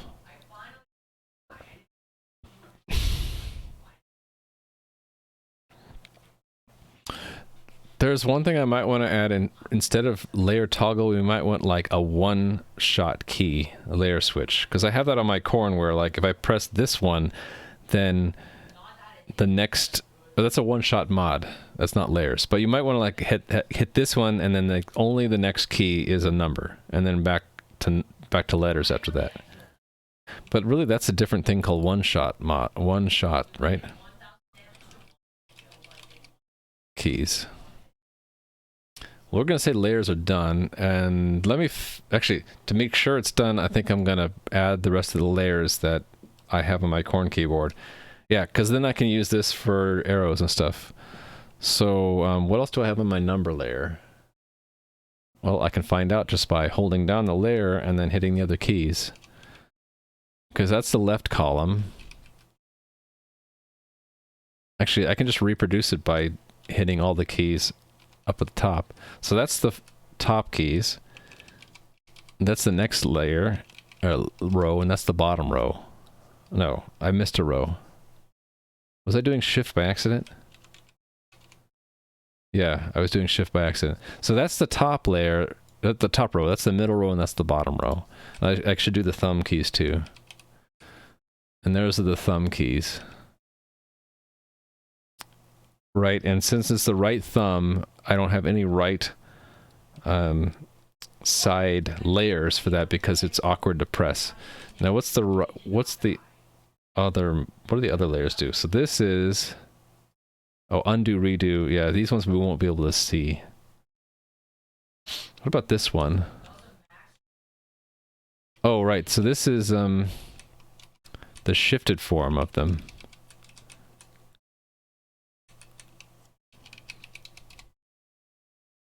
So that should be the same as if I do the other one and then hold down the shift. Yep.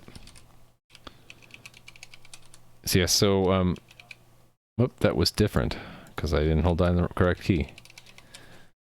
Yeah, those are the same keys, right? So this key on my corn is the same as that, only it's shift, the shift is applied automatically. So how would I replicate it on here? Actually, I want to have a double meaning? Or no, I would just add... Oh, I don't have modifiers on this, do I? I can't have a key code with modifiers. I could add that. What if I add that? We have key code, we have modifiers, and then we have key code with modifiers.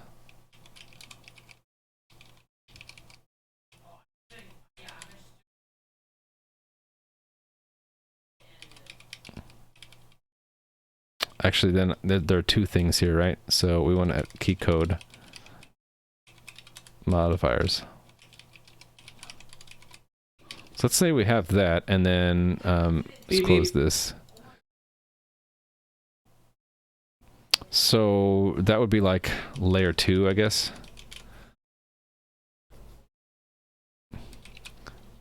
Instead of a 0, it's a shift 0, which is... Is that right? Is shift 0 usually close parentheses? I have to look at a traditional keyboard to tell. Yes. The answer is yes. So this would be key code with modifiers.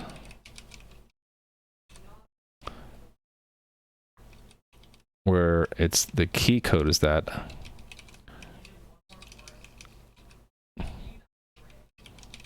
Modifiers is... I guess we can do right shift. Why not?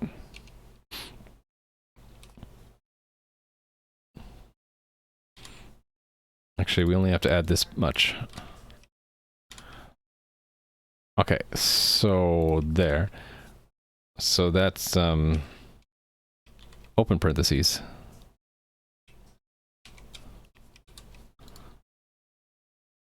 Six. And this one is shift 6, which is hat. And hit the wrong key. Hashtag.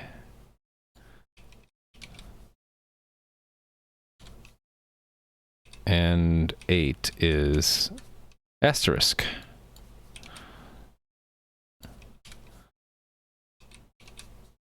Percent.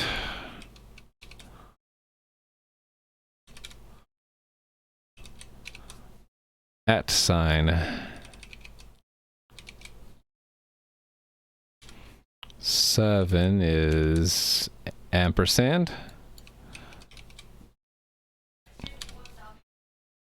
4 is $sign.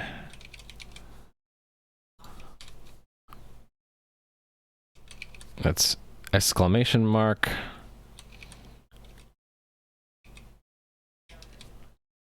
I see chat out of the corner of my eye, but I want to get through these first, if that's okay with you guys.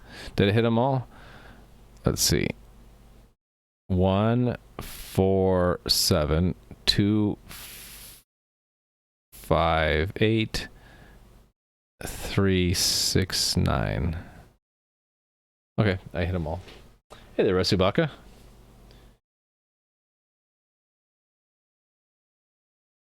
Is this gonna allow alt codes? I'm not sure how alt codes are done. I think so. I can hold down alt and then press... I'd have to have num key, the numpad keys, right? Isn't that how it works? Is you hold down alt and you press the numbers on the numpad? So I don't emulate the numpad keys at all on my Corn. So I actually can't do alt codes on my Corn. Where are the keypad number keys? Oh, they're these ones. I'd have to have keys for that to do it. I think that's how it works, right? You hold on alt and you emit these key codes and you get alt codes. Hey there, Zavia. How are you doing? Or Zavilia? Okay. So I need to have, what is this key? That is, enter. To be a layer swap to layer 2 now. Where is that? Right, it would be right hand, one of the first right-hand side keys.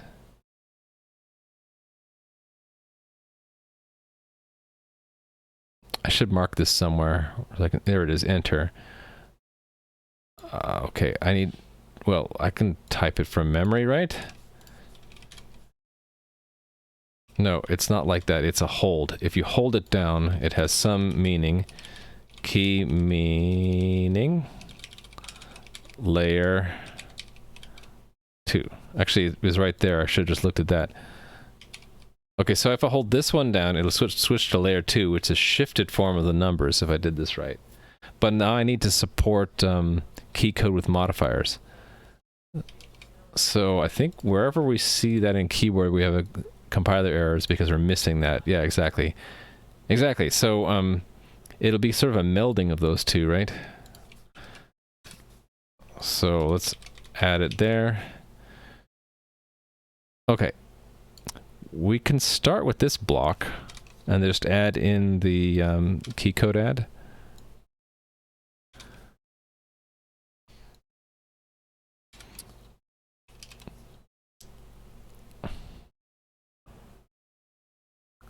Right, so it's doing all of that together. And then release has the same kind of meaning. It's a combination of the two. So it's like releasing a modifier and removing a key code. Like so. Oh, I prefer layer to be last. I don't know why. I just do. Okay. Build it.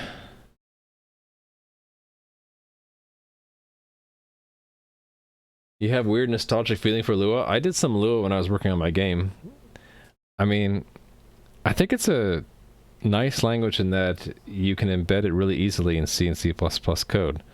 And it's actually a pretty simple language. I liked how simple it was. And yet, it has that flexibility to do like metaprogramming, which is kind of cool.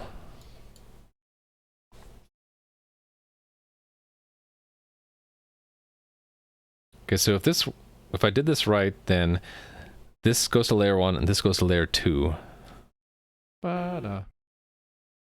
Let's see if I did it right. Okay, so layer 0, layer 1, layer 2. Ooh, it worked. Look at that. We're on layer 2. Still got a number somehow. How did I get a number? I don't know. Control A. So number layer, symbol layer, which is just the same as a shifted form of the number layer. Seems to work. Oh, I didn't do that. Okay, so parentheses. Neat. Okay, so that was that key. Now, what is this one for me? Function keys. So like,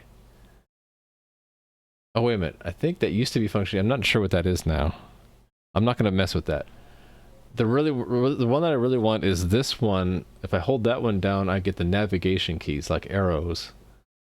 Oh, I also have things like redo and undo and caps lock. Yeah, I need those keys. Is this a kernel? It's sort of a kernel. It's the kernel that runs on this chip here. I'll bring it to the close so you can see it. See that large black square next to the blinking LED? That's a Raspberry Pi microcontroller. I have two of them, one for the left-hand side and one for the right-hand side of the keyboard. And I'm writing the code that goes in there.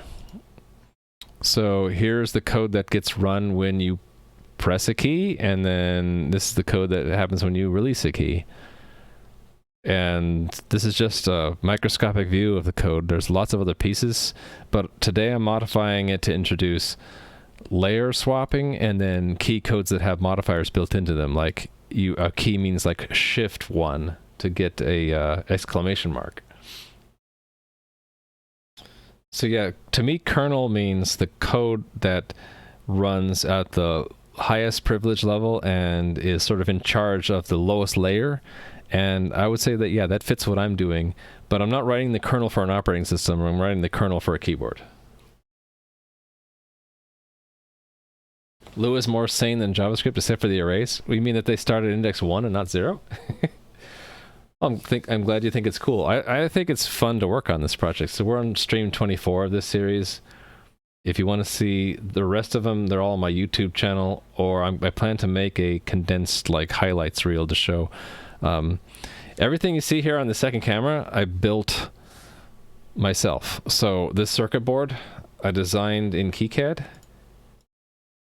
So we did all the work of laying out the footprints, and here's the schematic for the keyboard with all of the keys. We also have an LED under every key, and we have underglow LEDs. Here's the USB-C connector. So I did all of this stuff on stream, and the clear plastic here is I modeled that in Blender and 3D printed it, printed out on my 3D printer. The only things I really didn't do, I didn't make the components like the circuit board. Here is the Adafruit's KB2040, and I didn't make like the switches. Those are just Cherry MX brown switches. So I bought all the components, and I did all the soldering. I did the PCB design. I had a board house manufacture the PCB, but I did all my own 3D printing.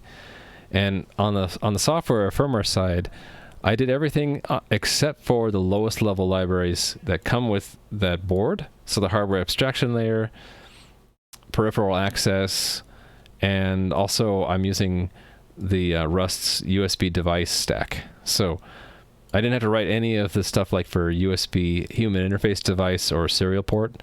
And I also didn't have to write the code to blink the LEDs with the smart LED. But I did everything else. Having more than one core makes all the difference. This thing actually, each one of these has 2 cores, and I'm not using the secondary core. That's on my list of things to do.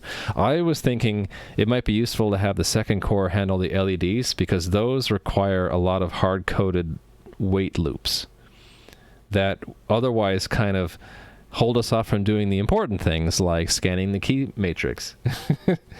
So I'm thinking, like, not this stream, but maybe in a future stream soon, we'll try to unlock that second CPU core, and we'll have it do the LED blinking for us.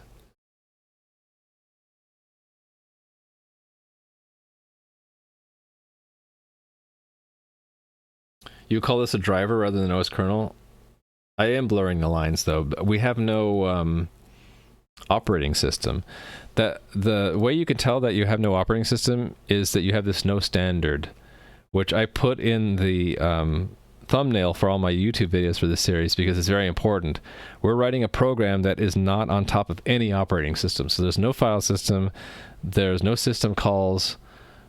We have timers, but only because we're using a special crate that supports it. But otherwise, you'd have none of the things that you're used to having in a normal program. there's no memory management. We had to add our own heap. I ended up reusing a crate called linked list allocator, but I had to tell it where my heap was in memory. So I said it ends here and it begins wherever the start of the heap is according to the linker. And yeah, when you're on no standard library, you're basically on your own. You are a kernel for all intents and purposes, right? Suppose for hardware interruption is geometrically enhanced with double core processors. I don't know about that. It gets more complicated. If I wake up that second core, I have to worry about threading issues, or, accessing the same memory from two cores at once. I'll probably segregate them where we have the second core only touches the LEDs and nothing else. And there's some kind of reentrant safe channel, like MPSC channel, to go between them. And the primary core will just be sending commands to the secondary core saying, make the LEDs blink yellow now, or make them red now. And the second core will just dutifully do whatever the channel tells it to do. Well, thank you, Red Rampage Crumpet. What was I doing? I added those, so check those in, I think. So we added the concept of key codes with modifiers, and I added all the layering for that.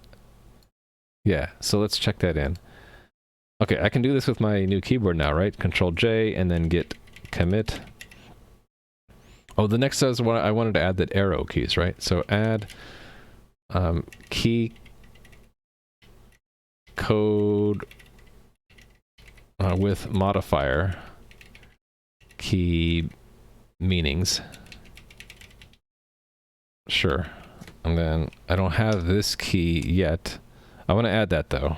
I just don't have it on this new keyboard. That's on my navigation layer, right? Now I can't remember what key I'm hitting. Actually, no, I'm hitting a special layer for that. Yeah. Does each board have a separate layer toggle? I'm using the thumb keys for layer toggle. So this one will toggle between these 10 keys, meaning letters and space, and with it down, it's their numbers. A mutex should be enough. Not for this hardware, because the actually, take that back. It's a more complicated answer. Mutex is based on a lower level primitive, like a spin lock or an interrupt lock or something like that. So I would actually have to pick which kind of mutex I want. The mutex that you're probably used to is based probably in the threading library you use. Like pthreads has a mutex. Windows threads, I don't forget what they're called, but there's a mutex that goes along with that. So remember, I don't have a threading library or operating system, so I have to define what a mutex means. So I think mutexes come with the board support package that I'm using, this Adafruit, and I think they just do a spin lock because there are 2 CPU cores. But I forget exactly what it was. But yeah, we can do that, but one thing is I don't want the primary CPU to spin waiting for the secondary one. I'd rather just have their work be completely separate so they never have to block each other. All right, I checked that in and did I push it? Yes. Atomics, yeah, that's one thing you can base it off of. And I have some atomics in here. I had to put that in the heap, right? Actually, I used this interrupt free, so it's an interrupt lock. I didn't use atomics. Oh, I used atomics in my ring buffer. Right, so the head and tail pointers of my ring buffers are using atomics, so that makes it thread safe. As long as only one thread is using the head, is writing to the head, and the other thread is only writing to the tail, it's safe. And I'm using arc that's based off of a polyfill of atomic. What is it? Oh, that's here. I made my own arc because the one built in to Rust's core library depends on atomics we don't have, so I ended up doing it myself, based again off of this atomic polyfill. And it really was. Arc isn't really that much.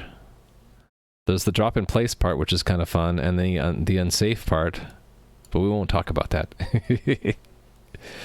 All right, I want to go and add my arrow keys because I really miss those. So that's this key. So that's key 2. We're gonna have yet another layer for that. Okay.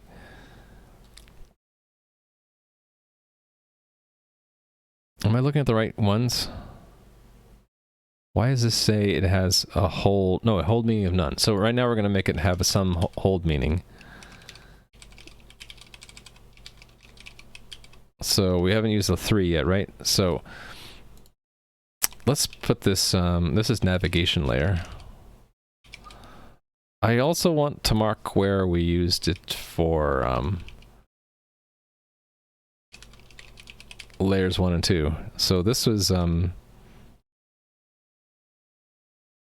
symbols, shifted numbers for the most part, and this one is numbers. There we go. Your arc can't hold unsized types? No, it can't. I don't need it to hold unsized types. I'm a simple man, Musin. My arc is inferior, but it does what I need it to do. All I really needed it to do was use the atomic polyfills atomic, because the one built in doesn't work for this architecture, and I needed it to, when we clone, add 1, and when we drop, subtract 1, and if it reaches 0 to drop in place.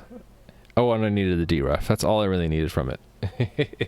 Why would you need unsized types? That's a good question for Musin. I'm assuming because Arc really shouldn't be concerned with the size of things, right? The problem with mine is that I don't say that it's unsized here, and the size of Arc inner depends on knowing the size of this object. So it's probably a clever way you could do it for unsized types, but right now, if it's unsized, then Arc would inherit the unsized trait and then the unsized nature, and then that would be a problem. Arc of a array or a slice is a kind, huh? Oh, array. Right. If you don't give it the size, it's just an array of some size that's unknown. Yeah, exactly.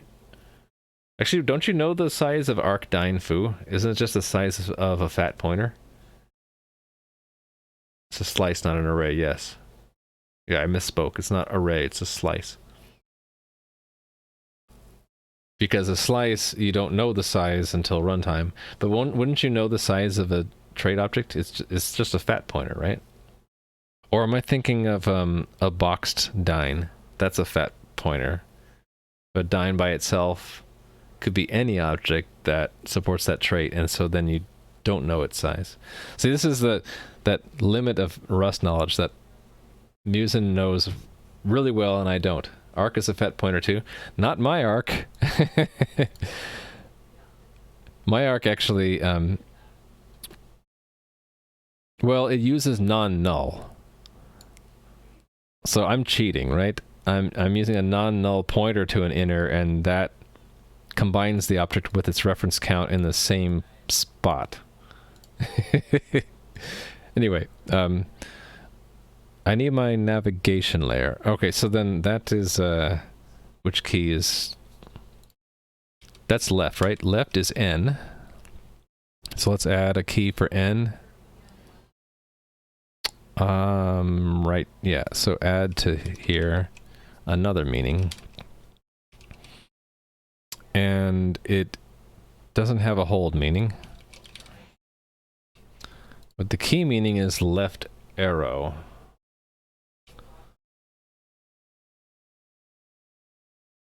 That's keypad. Is there just a... Oh, here we go. Left arrow is 50.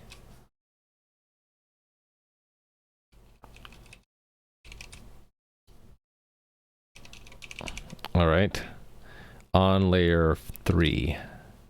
Okay. So So the next one would be right arrow is O. That's near the end, right? Yeah, here. So right arrow is what? It's keypad. Right arrow, non-keypad is 4F. Right arrow. Okay, and then when I do up arrow, what is that? That's I. Here. Up arrow is 52 hex. And then down arrow is E.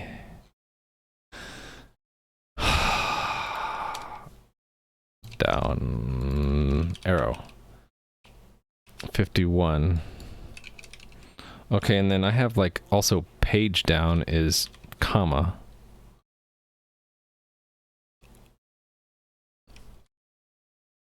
Page down 4E. And then this one's page up, right? That's period. So that goes here. Page up is 4B. And then the lesser used keys, right? So like home and end. That's home, I think. Yeah, so home is H on that other layer. So where's H? H. Well, that's sort of ironic. H is home on another layer. Home is 4A.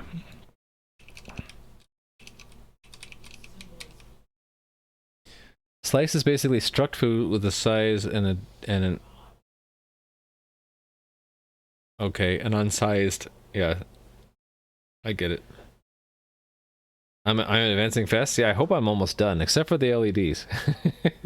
Basically just a pointer from the field offset until something. Yeah, I'm not gonna get it reading it now, I'm sorry. I need to be like in the learning mode for that stuff. It's super advanced to me. I mean, it comes naturally to some people, museum, but not to other people, I think. Not to me. It's hard for me to absorb that information. You know what really helps me is if I have a concrete need or example for it, and then I'll really learn it. And I really haven't had a need for unsized types yet. Or if I have, I haven't recognized it. I need to like be thrown into or pick a project where I need to know about that stuff. Okay, what other keys am I missing? Delete. We already have that.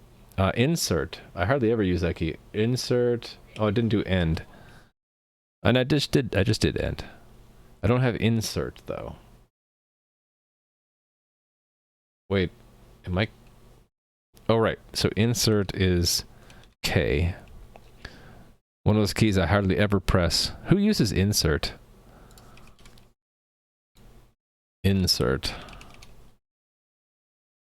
I'm gonna put it in there for completeness though. 49.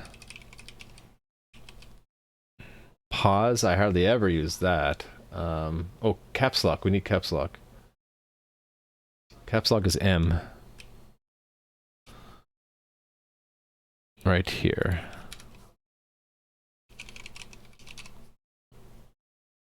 Where are you, caps lock? There's num lock. Scroll lock.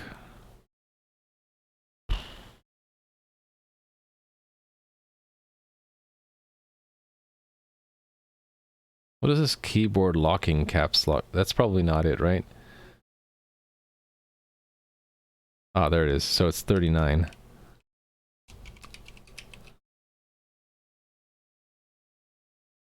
Oh, I don't have backtick and tilde. I need those. So what one is that?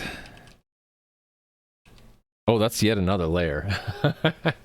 That's right. I have like I put some keys on a mouse layer. Right, I need those. I'm running out of time. Well, no, I'm not running out of time. I just need to take a break.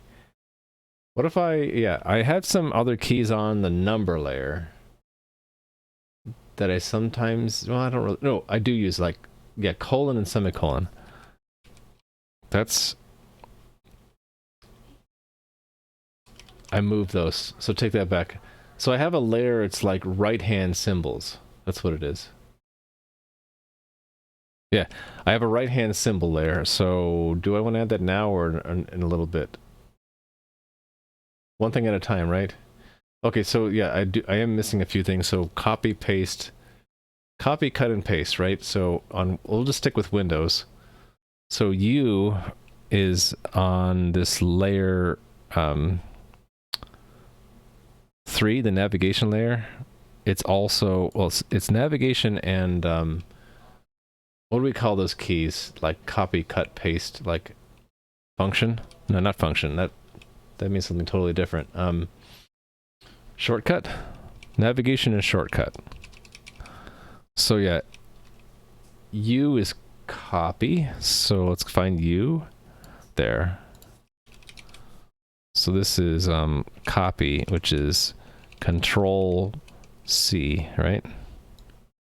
So that means I need key code with modifiers.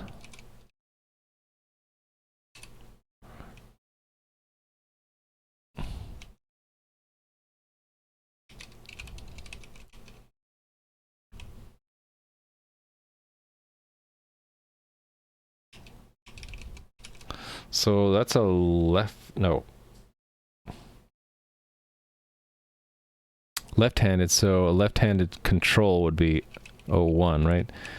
And then I need the key for C again. 6. Okay, so it's Control C from the navigation layer. Got it. Okay, so then I want to copy that because then Y is cut, which is Control X. Right here. So layer 3, it's, what's X? X is 1B. So this is cut. And then paste is L on my keyboard, so there. And that's Control V, right? And then what is V? 19. Okay, and then I have undo and redo. Undo is Control Z, right? And that's on apostrophe.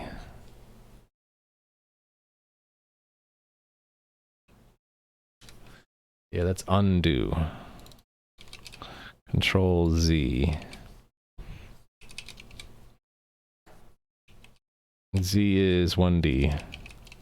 And then redo I have all the way over on J. So J, where are you, J? Right here.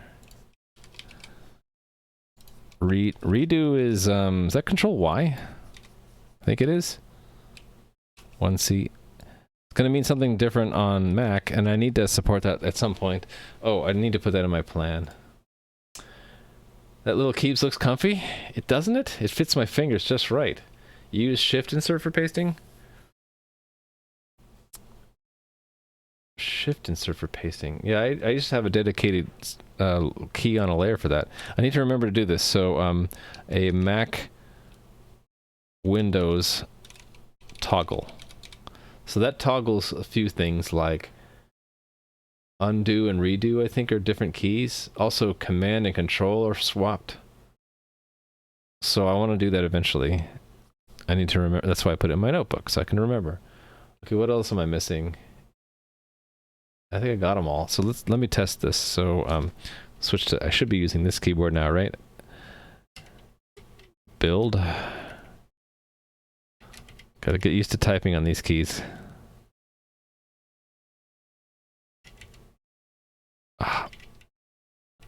Key spacing is slightly different, so it's gonna throw me off for a while. You ran a standard 60 key rig, but snagged an ErgoDox a bit ago. See, now you're swept up into the keyboard journey. Mine is based on, well, not based on. Mine is inspired by this Korn keyboard that I got. I love this keyboard, this keyboard, and it got I got into it that way, and the next step for a programmer who dabbles in tinkering with hardware in their spare time, the next step past getting a custom keyboard made for you is to make one yourself. So that's what I've been doing on this project. All right, so if I did this right, holding this one down now, these become arrow keys. Oh, look at that. I can navigate using the keyboard. I have arrow keys, and then this should be... Ooh, caps lock worked. So caps lock is on. Yay, and then does undo work? Undo works. Cool. And then what other keys do I have? End and home. That's insert. Insert doesn't do anything. Home and end work. Page up, page down. Nice. All right, now if I type something and do undo, because does redo work? Yes, it does. Nice. Okay, so, oh, copy and cut and paste. So if I copy and then paste, it works. Does cut work? Cut works. All right. I'm almost done with the corn keyboard. I can take it apart and store it because I almost have everything. So I accidentally do something, I can hit Control Z there. Ergonomics just isn't your strong suite. That's one reason I picked the corn keyboard format, so that my wrists don't need to move very far. The downside is you have all these thumb buttons for toggling layers, which is what I've been working on today.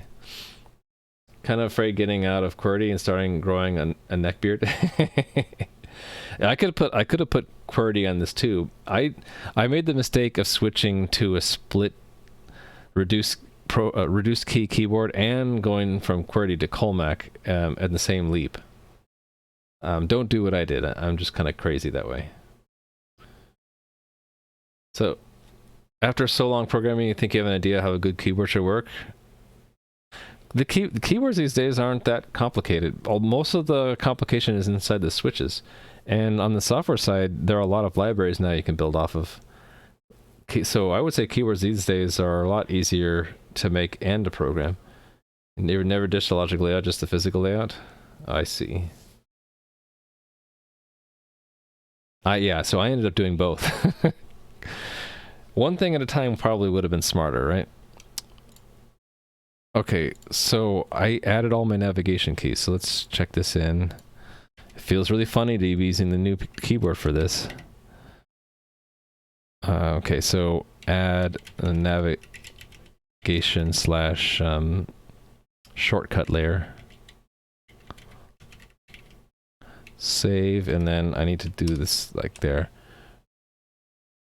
Okay, so it was my right-hand symbols I'm missing, right? That's the last layer that I really need. Yeah, so I have a right-hand symbol layer. When I think about it, why can't that key just go to the symbol layer and then just put symbols on the right-hand side? Actually, I had a good reason for that. I actually have a few extra keys on the right-hand side for the left symbols. Makes sense to make your own keyboard in the era of metaverse? Maybe. Or maybe I'm just crazy.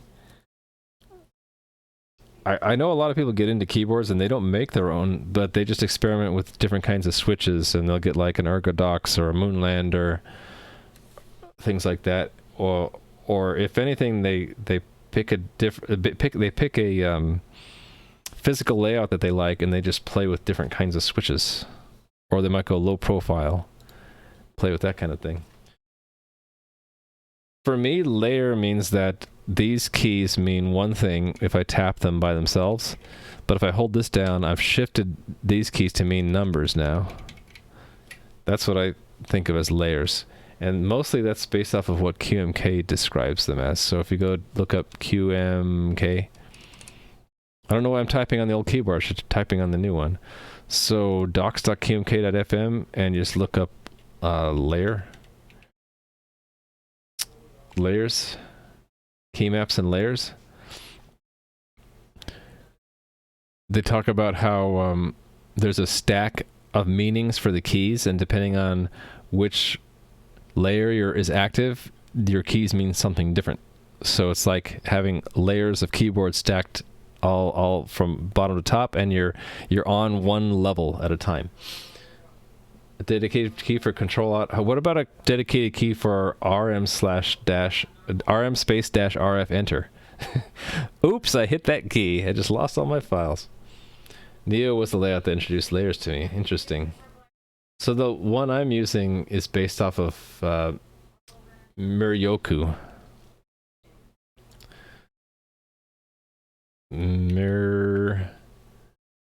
Spell it right. Yoku. So I've been using this layout. So the black is the base layer, and then this key is the number layer, and the next one next to it is the symbol layer, which is really just a shifted number layer, and then this one is the navigation layer to get to the arrows. So you can see these are all the ones that I programmed tonight because I've been using this layout, logical layout, but I have made some customizations. So like I don't have a mouse layer anymore or a media layer, and I removed the function layer as well. I forget why. Oh, because I turned this key, when you tap it, it is no longer just delete. Tapping it is a one-shot shift key. And then to get delete, I have to go to the navigation layer and hit delete because it's on the navigation layer also. So I've customized this layout, and I'm basically tonight I've been transferring it into the new keyboard in my hard-coded map. And eventually I want to get to a GUI where I can actually see this and actually tweak it. But one step at a time. Oh, I don't think I added underscore on the symbol layer for that key. Actually, maybe I did. No, it's still tab. I never added it to the number layer either, so that key should be dash. And the one over next to it is dot. I don't really use that ever, though. I'm not going to worry about that. How does it feel? I think it feels nice. I think the spacing is normal spacing. They're 19 millimeters apart. That's the normal spacing, right? The stagger layout is just based off of I rested my hands on the table on a piece of paper and I just drew outlines for where my fingertips were. And I based it off of that. So the staggering from one column to the other is based off of me measuring where my hands normally rest. So it does feel nice. So the pinky finger columns ended up being shifted way down because I have small pinky fingers compared to other people. So and the thumb keys are a lot nicer than, like they're a lot more correct for me on my keyboard than they are on the Korn. Like on the Korn keyboard, these outer thumbs like are kind of far away from where my thumbs actually rest, but on mine they're perfect. If anything, these inner thumbs, I think I have them too far in. But I could fix that by using 1.5U keys instead, right? Because I have space for that, I think. Maybe I have to wait for Rev B of my board. Maybe move these a little bit down. Might have made a little bit of a problem there. Sorry about that, Mittens. That last one you had written, that last chat was held auto mod for some reason. Alright, out of the tab key, yeah, that's this guy. Tab. I have... The thumb keys mean something different on tap. So tap this one, it's thumb, or tab. Tap this one, it's tab. Tap this one, it's shift. Tab this one, it's escape. This one tapping is enter. This one's backspace, and this one's forward delete. But holding them down now is layer switch.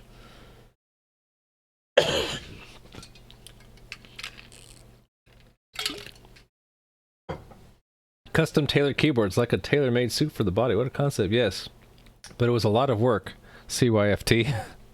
It took me 24 streams plus a lot of off-stream soldering and ordering of parts to get this far. Okay, I checked this in, right? So I wanted to add the right-hand symbols because I use that a lot in programming. So let's do that.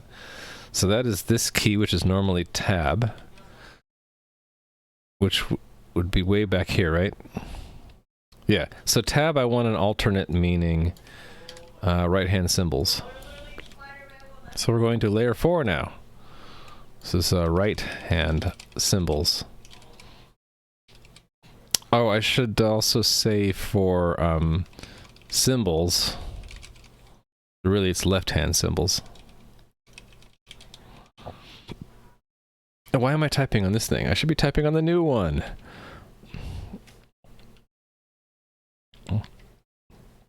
Okay, this makes it too long, so let's just delete these for now. Okay, and then, this is so weird to be typing on this thing. Okay, so then, actually I have a key that I printed out for my right-hand symbols. This is what they look like.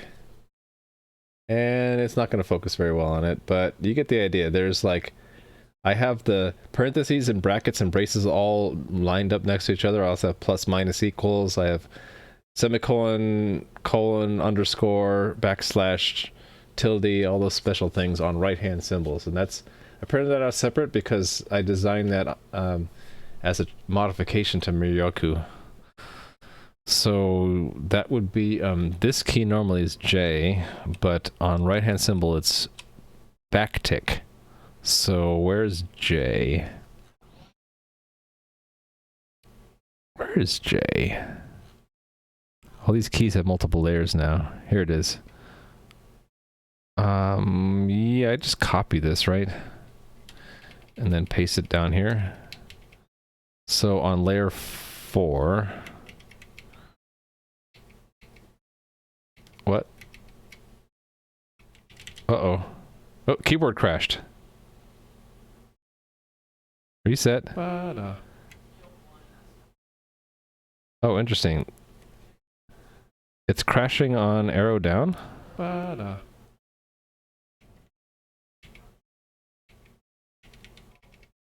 Huh. Now it's not crashing. I wonder how I got it to crash.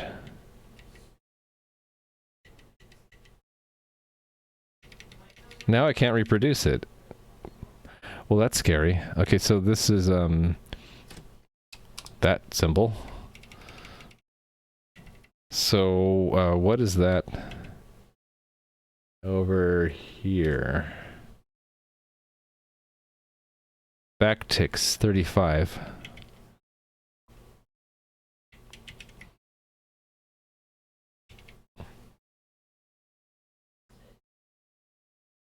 You have many mech boards. You actually love the very hard to press keys, the brown, whites, blacks. I have the brown switches. I don't think they're hard to press. The things that laid out though matter. You like tiny close together boards where you can mash fingers. Do you use smaller keycaps then? Because these are standard, like they call them 1U keys, and so they're like 19 or what is it? Slightly smaller than 19. The spacing is the standard spacing. Just some they apparently are. Okay. Your custom keyboard crashed and pushed directly to master? Yeah.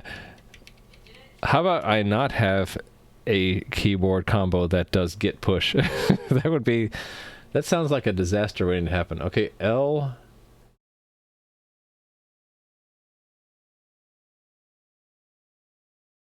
is, oh, wait. Yeah, it's...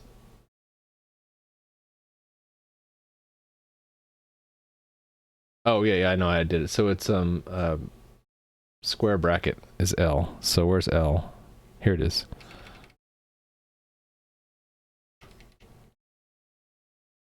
So I have to type it over here. That key. So what key is... Oh, it crashed again. If I did arrow left. Is it because I'm typing it really fast? I don't know how I'm crashing it. I'll have to figure that out though. What is left bracket?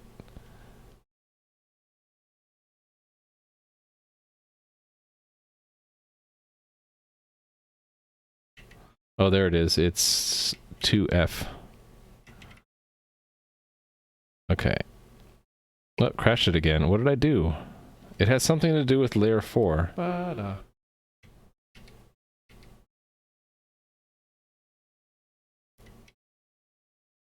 That's gonna bother me until I figure out what I'm doing to make it crash. Anyway, the next key over is U. Right, so paste a layer 4 meaning there. So that is this key. And what is that? That is 30 hex.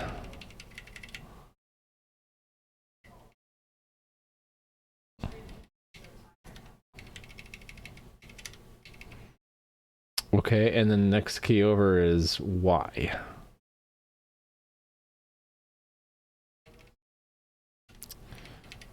Okay, this is plus, and on a normal keyboard, isn't plus a shifted version of equal? So I need to do like a, with a mod, I need to do an equal sign with the yeah. I need to do key code with modifiers, right? Actually, I can just copy from here.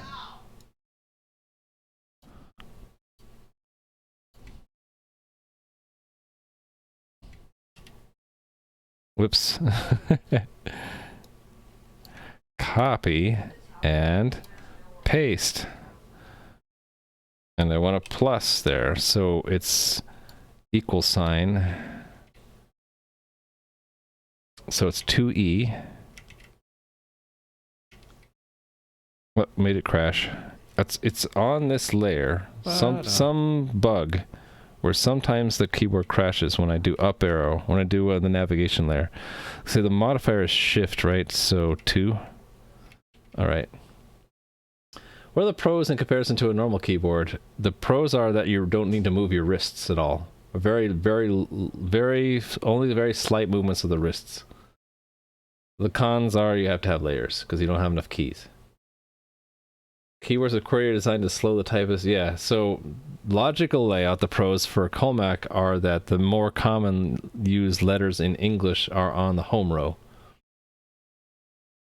So theoretically you can type faster, but I'm fighting like decades of using QWERTY, so it's taking me a long time to get used to it. Yeah, ergonomics is a thing. My friends who have carpal tunnel probably would benefit a lot from using this kind of a keyboard. Okay, the next key over is apostrophe. There it is. So paste. That crashed it again. Ba-da. Whenever you hear that ba-da, that's the USB resetting on it. Underscore.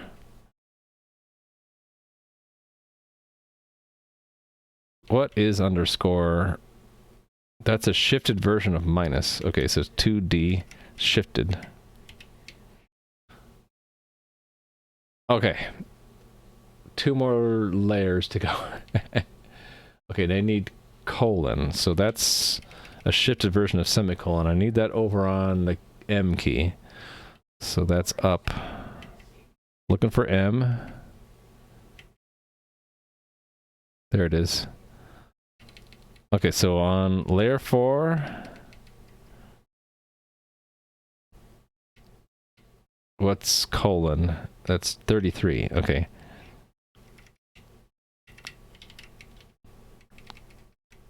Crashed again. Ba-da. Colon. And then next to that is N, and that, well, actually, let me keep going. So the next one over is N. And this is parentheses, so that's shift. Actually, this will say it's shift 0, so 27 shifted.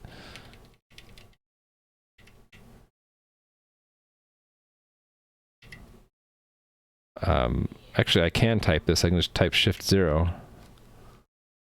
Oh, it's shift 9, actually, right? Hold on. Yeah, open parentheses. Yeah, so I want shift 9, which is 26. Ah, dang it. I need to slow down and see what exactly I'm doing to make it crash.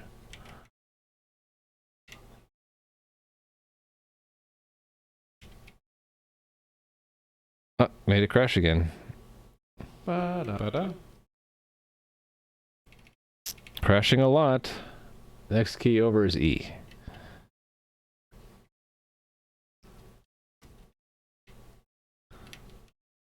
Oh, and I messed up my clipboard. So back to N we go. Yeah, here's this one. Copy, and then go down a few pages to E and paste. All right, and then 27, right? 20, yes. So that's that key. Right.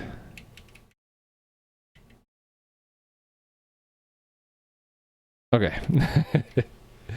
Is the array order important? Yeah, so these need to be in layer order, and then the keys need to be in the order in which they're electrically arranged.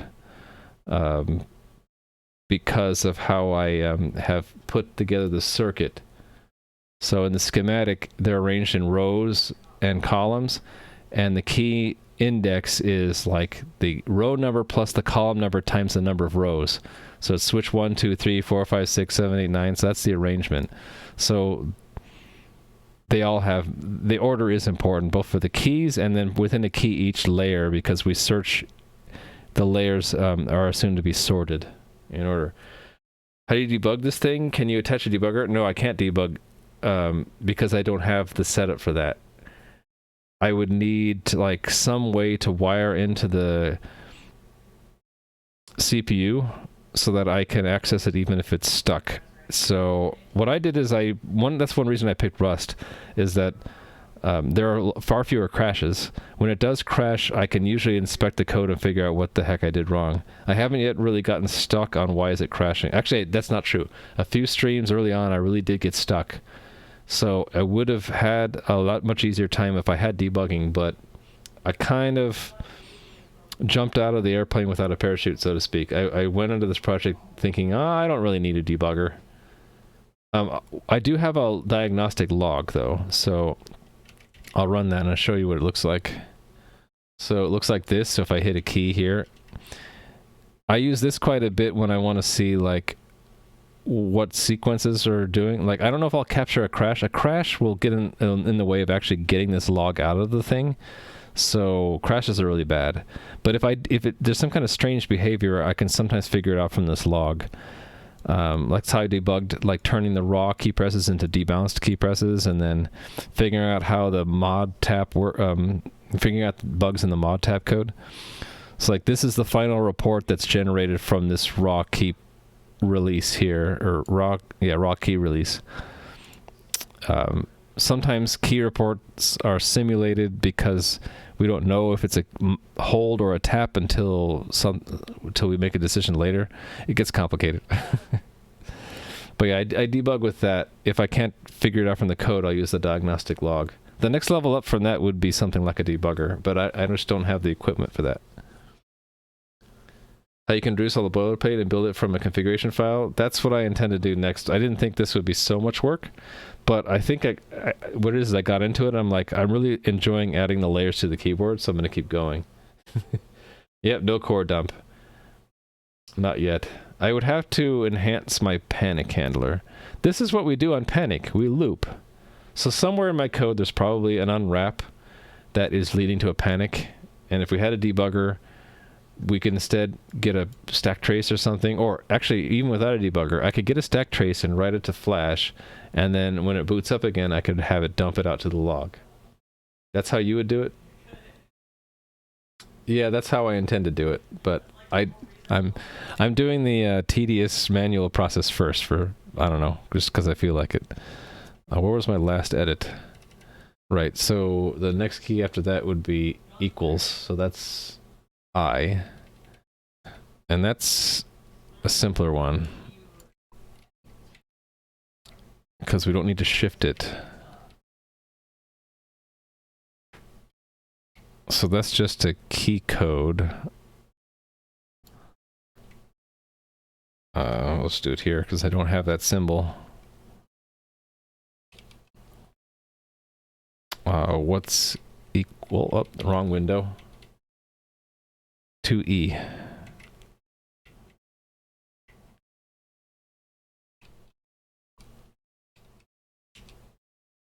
Okay. Whoops. Type it again here because I hit undo or something. Okay.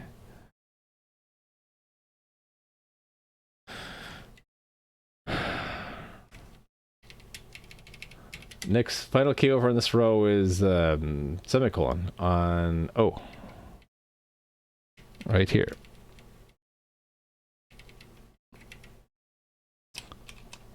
Semicolon is what key? It is... Whoops, I should not hit keys on this screen. It moves me out of bounds. Okay, where am I? I was up here, right? So it's 33. Oh, and I crashed it. You know, I should just look at those keys that do keyword navigation. Maybe I'm missing... Maybe there's something wrong with the base layer of that key. E or I or something like that.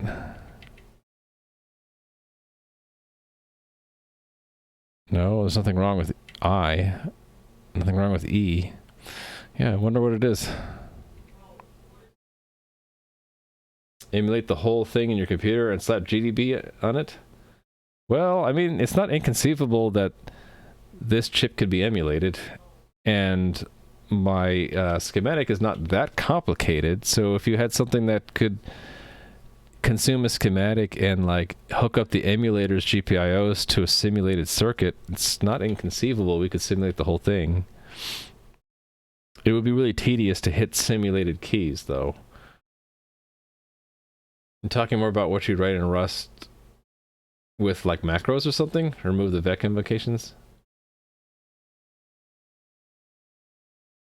Huh. I'm using vec because we don't know how many layers a key will have a different meaning on. Yeah, I want to have a visual configuration eventually. Kind of like, I really like what, not that page. I really liked what the what they did with Miryoku. If I could generate something like this, that would be kind of cool, right? Based off of my key configuration, I think I could do it because I would just assign different colors for the and names for the layers, and then it would just automatically pick the right color and key position based off of which key it's on and what the layers are set to. Okay, one more row. So for some reason I have an alternate space on the K key. Let me just add that. So K, it's back up here somewhere. Right here. I'm just going to be true to what I already have there. So this is space. Actually, that is the correct thing. I just need to tab over. 2C.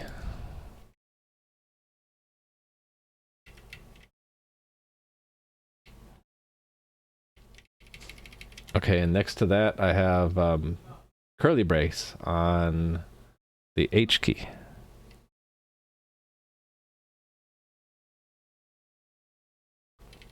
Paste. Okay, I can't type this one. Okay, so that... I think that's a shifted key. Yeah, that's shifted to F. Oh, I crashed it. Trying to go over. So this is one of these.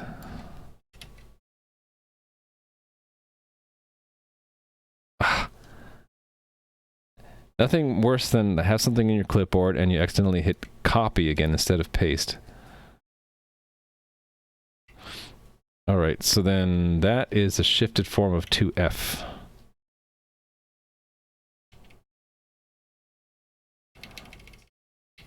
Okay, and then chat display on the screen is very cool. I think it's cool too. So the streamer who made it, his name is CM Griffing. You should check out his channel. He's not streaming now, but he streams during my day, so like maybe 12 hours ago he was probably streaming. He made it. It's called Stream Parrot. And he made it for other streamers to enhance their overlays and show chat in interesting ways. So he's a web dev He's also a friend now, and you should definitely follow and check out his channel. And I'm on the wrong. Oh, I'm on chat. That's why. I'm like, how come it's not responding to me pressing things? Okay, I did 2F, which is open bracket, and so I want close bracket on the next, close brace on the next one, which is on the comma key. Paste. Okay, and then close brace is 30, right? Yeah. So that is this key. No, that key. Right, and then dot has minus. Yeah. I remember programming this now, but it was a long time ago.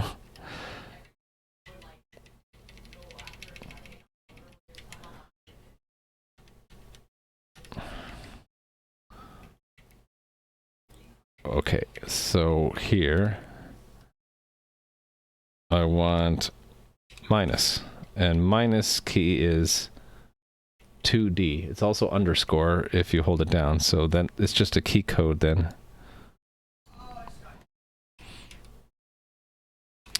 Zero X 2D. All right, one more, which is backslash or pipe, is on my slash key, which kind of makes sense. So slash becomes backslash on layer 4. Oh, crashed it. It's the navigation layer. So something wrong with my navigation layer. I'm crashing this somehow. 2D backslash is 31. Okay.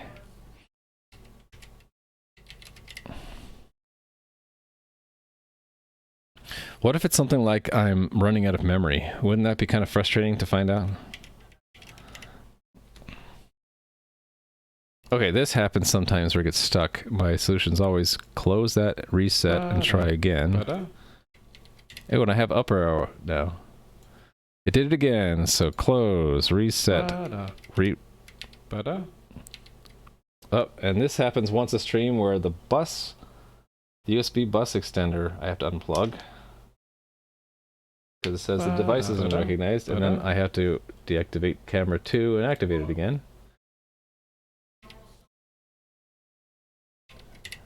I got a cheap USB hub is what I have. But good thing I know how to reset it really quick. The key config is immutable. It's only immutable right now. You want to get rid of those heap allocations, you can statically allocate it. It really doesn't matter in the end, right? It's RAM is RAM. But I do want to be able to remap things live, though. So I'm going to want to be able to like have the key config mutable at some point. All right, let's see if it worked. So right-hand symbol layers, backtick, brackets, plus an underscore. That worked. Okay, and then next row, I should just do this in a new window. Next row is colon, parentheses, equals, and semicolon. Okay. And then third layer is space, space, curly braces, minus, and backslash. Cool. So I got my right-hand symbol layer. Let me check that in. Let me try to track down why my board is crashing sometimes. I bet it's some combination of like mod tap and other things. So git commit add right hand symbol layer.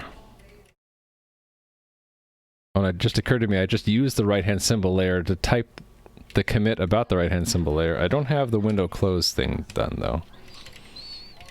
That's a special layer that I haven't programmed yet. Okay, so the only keys I don't have are like, I have a special key to close the current window. And I have the function keys. I haven't mapped the function keys yet. And that's on a Not on a layer toggle, but like a one-shot layer toggle. And I haven't programmed one-shot keys yet. So I'll do that in a different stream. Actually, it's not key stuff that this goes on. I'll just remember that I have a layer I haven't done yet. Just don't feel like doing it right now. I want to try to find this bug now. Oh, thank you, Rescue Baka. Depends on how much RAM you need. I can tell you how much RAM I have. Actually not sure how much I need right now. I have 264 kilobytes of RAM. Shouldn't that be enough for everyone? I got an incredible amount of flash memory, 8 megabytes. And I'm like being very like, what's the right word? I'm being very generous with the Flash programmer that I wrote, where I'm using half of that just to stage firmware updates. And I only really need a little bit for my key configuration. I'll just have to pick a sector and say, well, that's reserved for key configurations. I don't think I'm running out of RAM, but who knows? So let me run the log when this happens. See if I can get it to happen. Okay, here's the log. So what I was doing is these arrow keys.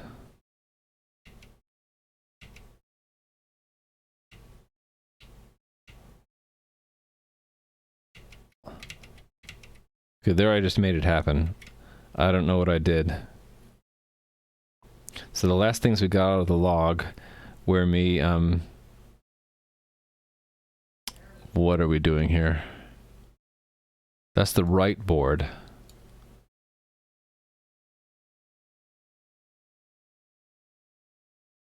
So this is the layer toggle. It saw the layer toggle first.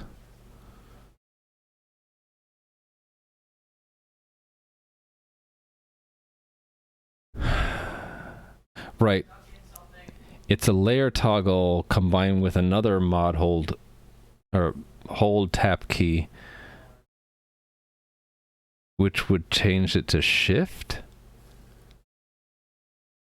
I'm not sure, but it might be caused by a simulated key that's doing something else. Like virtual memory from your allocator versus stack usage decided by linker loader. Yeah, how much did I actually give to the stack? Where did I set that up? I can't even remember where I set up the stack. I remember we set up the heap in heap.rs. And I gave it half of RAM? No. Yeah, right? That's half of RAM, I think. Because it would go to 20004,000, I think, right? Or 2004? Heap. Yeah, I think it goes to... Yeah, so the heap is using, at most, the first half of RAM, and then the stack is using the second half of RAM. I was very generous about this with the stack. Professor Wannabe, you had one instability with an Ergodex because the PC USB port probably wasn't delivering enough power. Changed it, worked again. I don't think that's the case for me. I think I actually have a software bug in here. I just need to think about where it would be.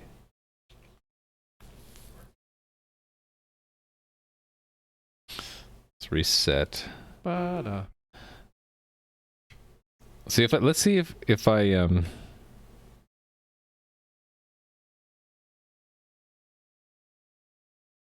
if I hold it down so we know it's always a navigation layer, does it ever crash if I just hit these keys like a ton?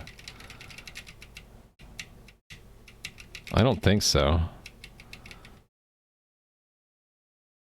We lost the scroll bar, but that's okay. Oh, you know why? Because it's simulating a page. It's simulating the arrow keys on this screen. So it's when we're doing a rolling gesture, I think.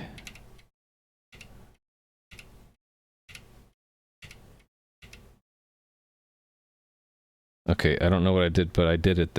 I did it right there. And now I gotta wait for this thing.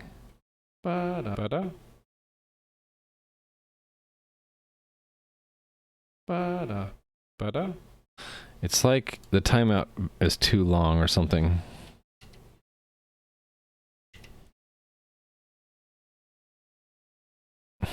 Not again.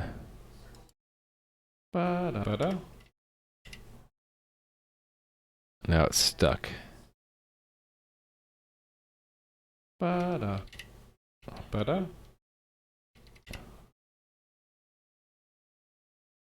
Again, stuck.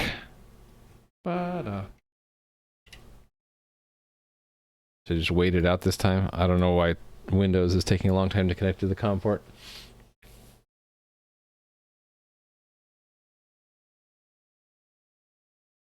Swap idiom to get around double reference to mute. vtree new doesn't allocate.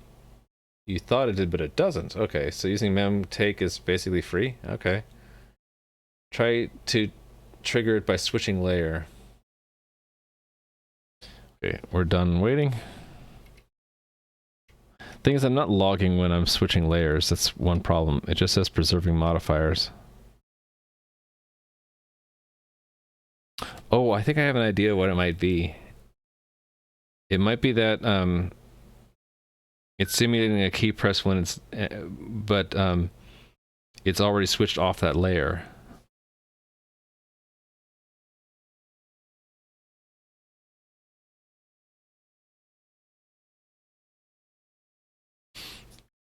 Oh, and it's past midnight. Is it only that layer? What, can I do it with the right-hand symbol layer? Yes, I can. Okay, so it has to do with layering. Okay, let me think about this. If there is a bug, it would be, if it's affected by layering, it's most likely where we use the layer, right? So the active layer. So let's look for bugs with no, not that. This thing, active layers.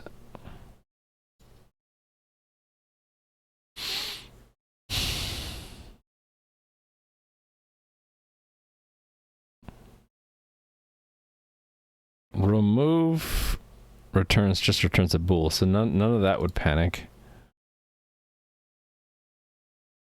It's probably this, you know, to be honest. Good night. I bet you that we're picking a layer. I bet it's just not finding something. It's it's not trying layer 0. No, every key should have a layer 0 though. That's the problem. There shouldn't be any key without a layer 0. So it should at worst just pick layer 0.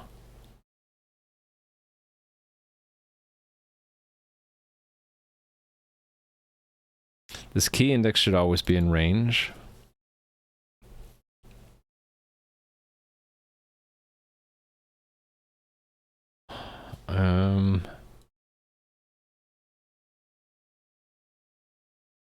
I mean, maybe I shouldn't make that assumption.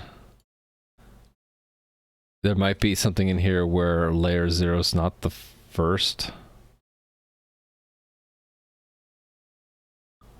I think they all are, though. I don't think it's that. It had to do specifically with navigation and then with N, which is right here. So it's either N, left arrow, or open parentheses based off what layer 0, 3, or 4.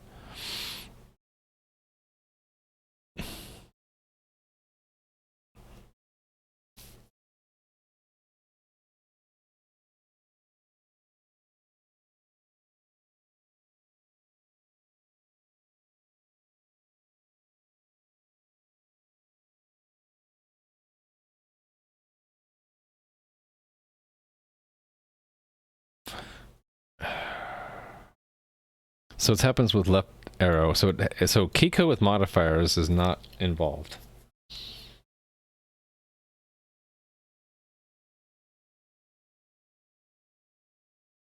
I'm wondering if it has something to do with hold having no meaning, but the layer switch does.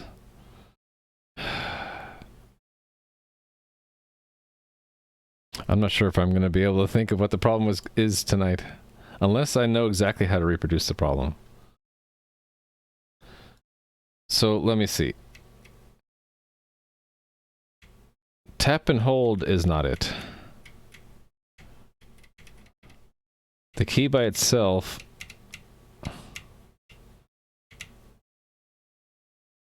Oh, wait. That did it. Okay, holding both of them down did it. At what point did that happen, though? Yep, so it's a double hold, does it? Does it a double of any two holds?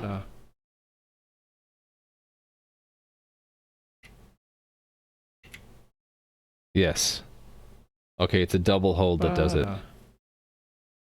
Why would a double hold do it?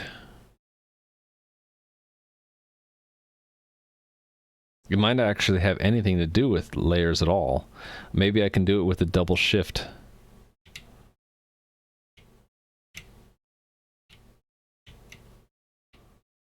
What about, no,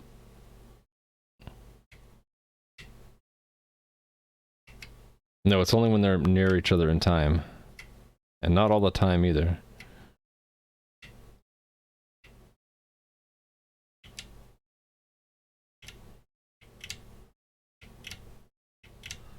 Wait, is it because it's not connected to the log yet?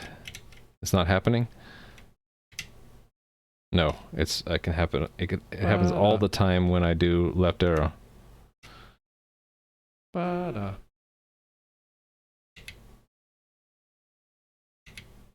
looks like ordering matters. If I do the N and then left, if I do the right hand and then the left hand, it never crashes. But if I do left hand and then right and hold them both, it always crashes.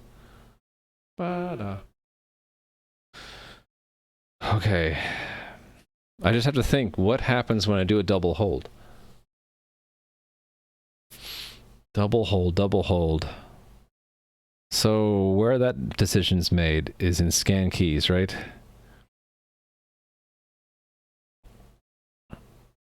We check to see if it has a hold meaning somewhere. Where does that happen? On key down? That would be down here somewhere. Right here. So it's probably on the second key going down, right? No, it's when the mod tap, when the tapping term is decided for one of them. It could be the first, it could be the second, it's one of the two. So it would not be here then, it would be, well, what would this do? It would just have two things in hold start times. There'd be two key indexes in there. Right? And then when we get down to this code here,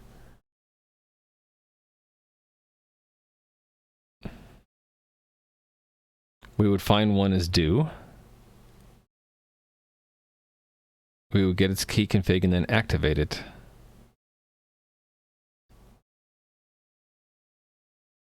And then we would remove it. Well, none of this should panic.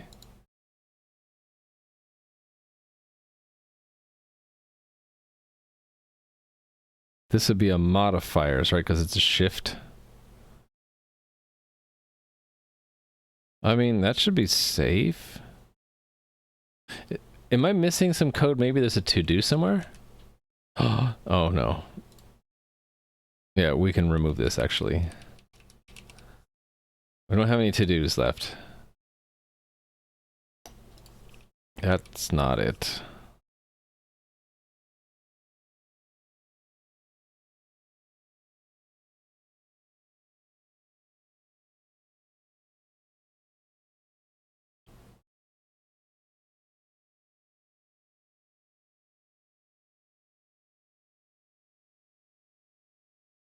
Yeah, I mean, this should be safe.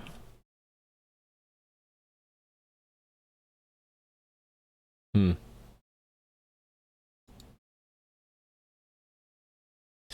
This is a B tree set, right? So it shouldn't matter if we insert it a million times. It shouldn't actually change anything.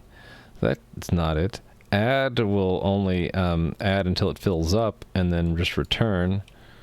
Actually, it'll return if it's already in there, and it'll do nothing if it runs out of space. So that won't cause a crash. So what will?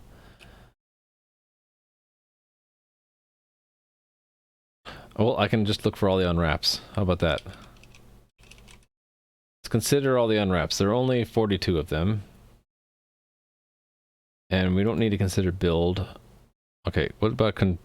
Okay, this is when we're reprogramming, so we don't need to consider that. Dump, we don't need to consider that. Flash... No, and that's not happening. I mean, if we can't allocate memory, yeah, sure, we would panic. Driving row, if we drive any row, okay, that is scanning, is happening all the time, so that's not it. This is in new, anything in new is not it. This is when we're blinking the LEDs, and that only happens when... That's if right fails. I don't think that's happening. So this is my most likely suspect, that somehow we're not finding a matching key config, even though we have that check.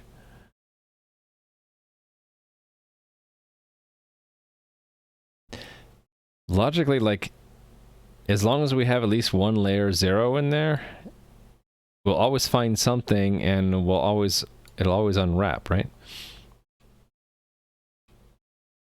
Okay, so it's probably not that, although I still suspect it. Okay, it could be here.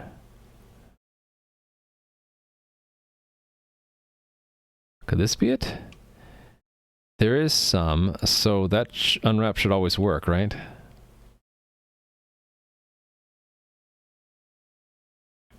I think so, because that would only crash if this was none, and it can't be none if we got in there, right? It's probably not that one. No, the LED right's probably fine. Okay, here's another one. Oh, this might be it. Oh, yeah. Okay, this might be it. So this assumes that the key has a hold meaning. But what if it didn't?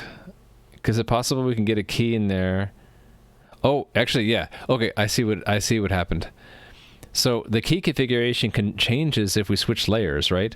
What if it got put in there? That's what happened. Okay, I know what it is.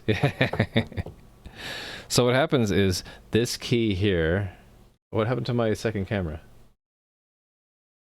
I must have turned it off by accident. This key here is normally N.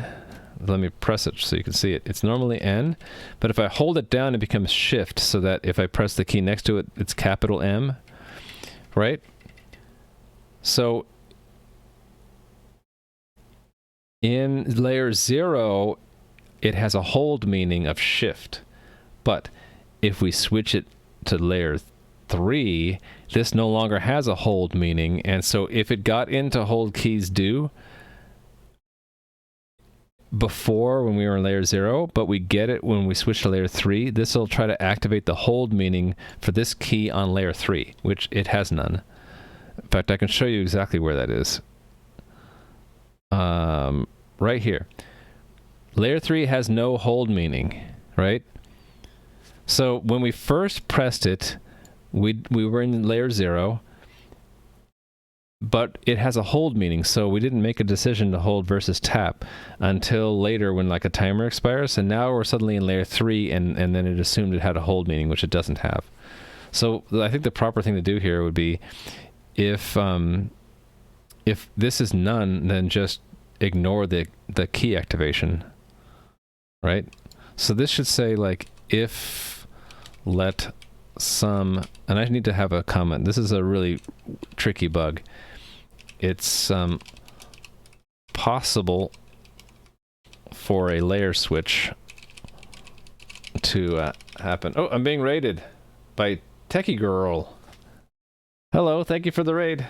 I'm working on my own keyboard, which you see here, which I designed myself, inspired by the Korn keyboard, which I didn't design, but I had this made.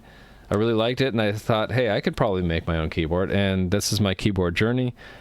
The hardware is mostly done. I'm just working on the firmware. I'm doing layers today, so we started out with the keys just being letters only and some punctuation, and I've added layers. So if like you hold down these different thumb keys, you get like numbers or symbols or navigation keys.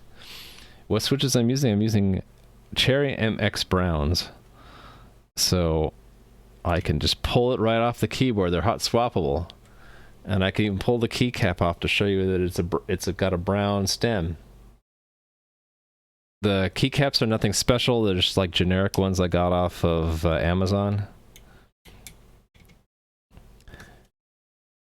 Yeah, and I also have these Cherry MX whites, but Mrs. Ramu doesn't like how noisy these are.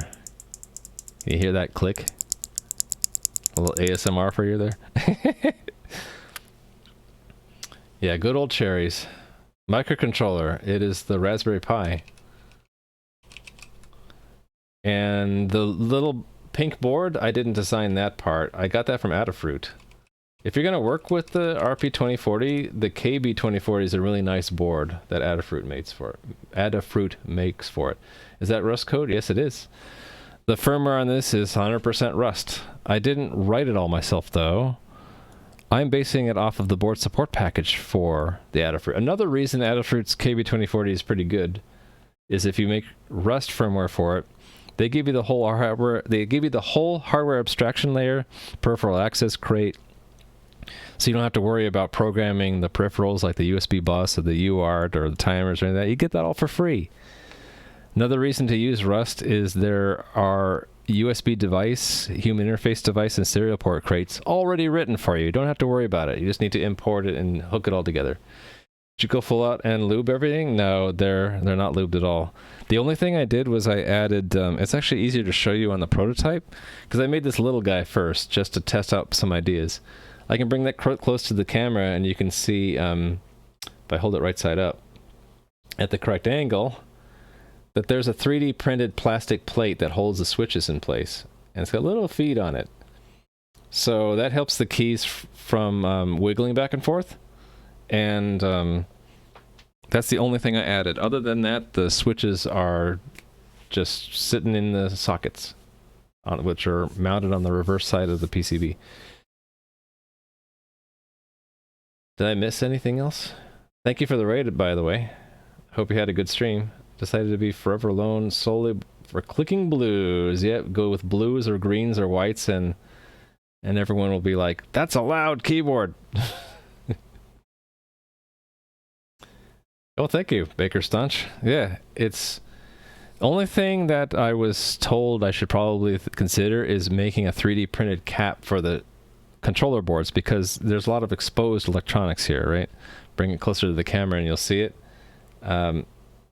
There are capacitors and flash memory and the CPU just kind of hanging out on the top of the board there, waiting for some liquid to be spilled on it.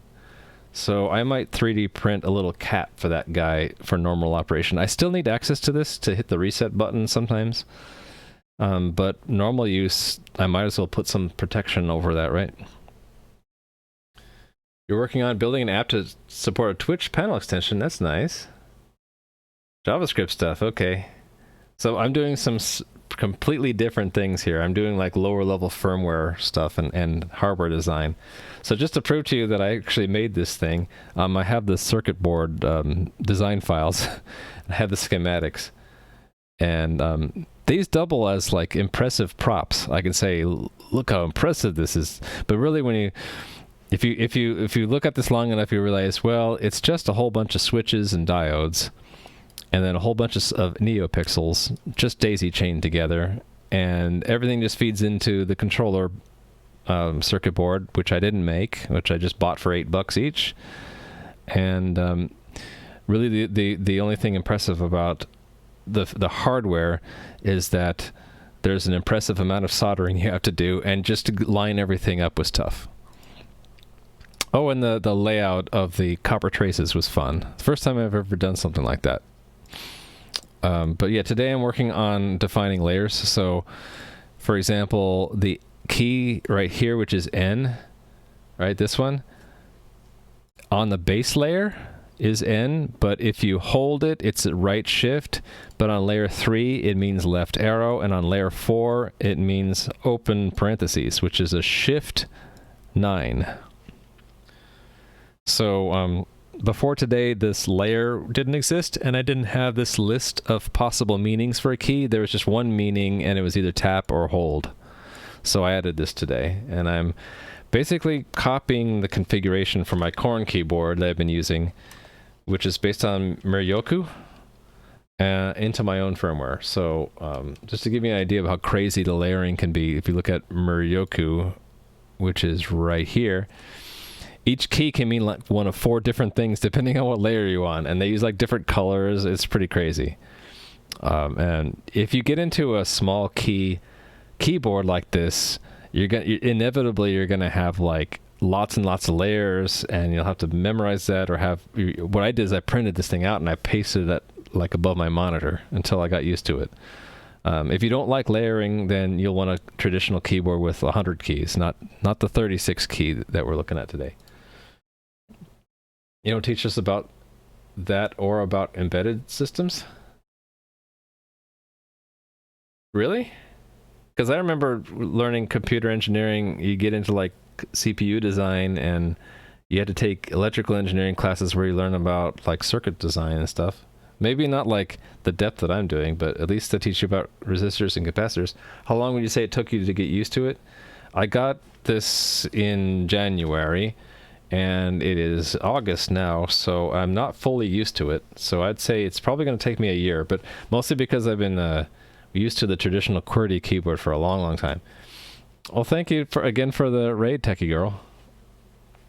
Hope you have a great rest of your day or evening. You're gonna... What's that? You're in love with this PCB scheme. Okay. Oh, you thought that this sounded interesting because it's new and it's Rust and hardware? Yeah.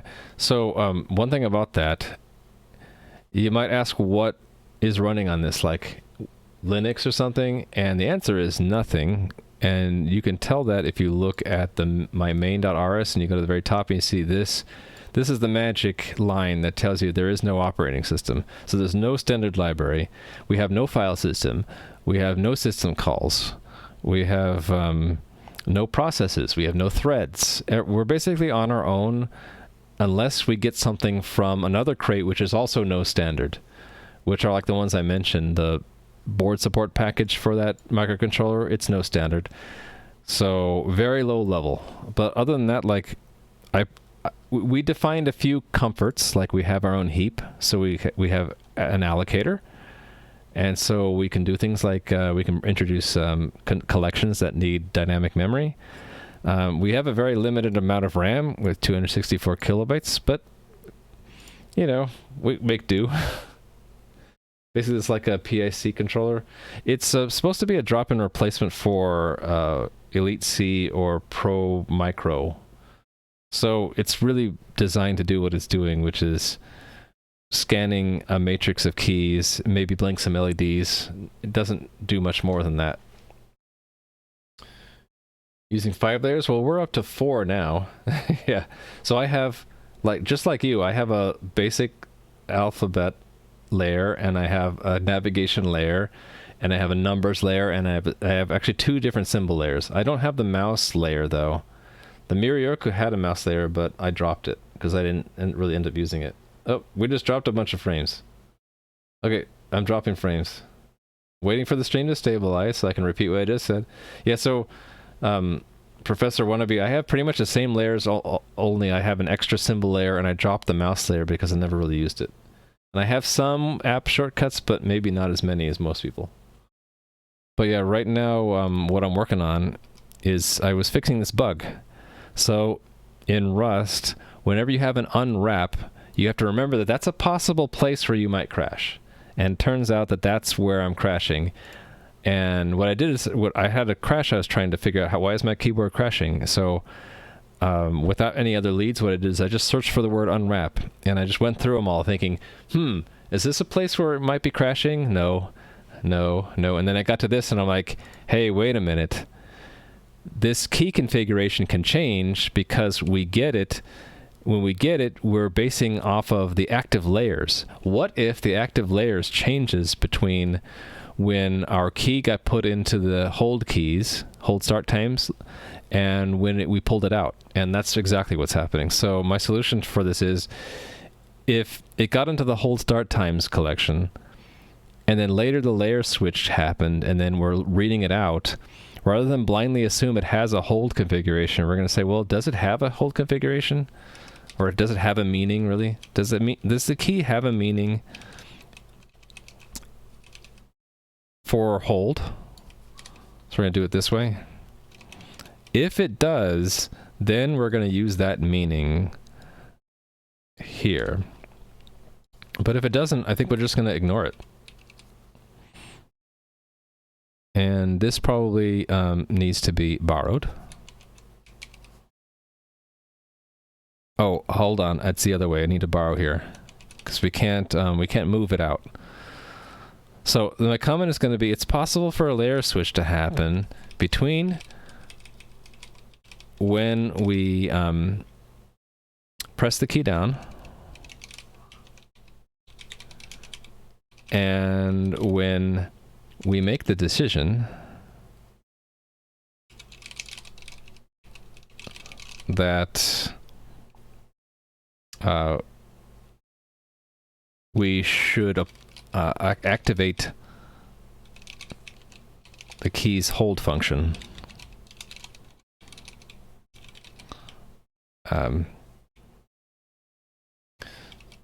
So check to make sure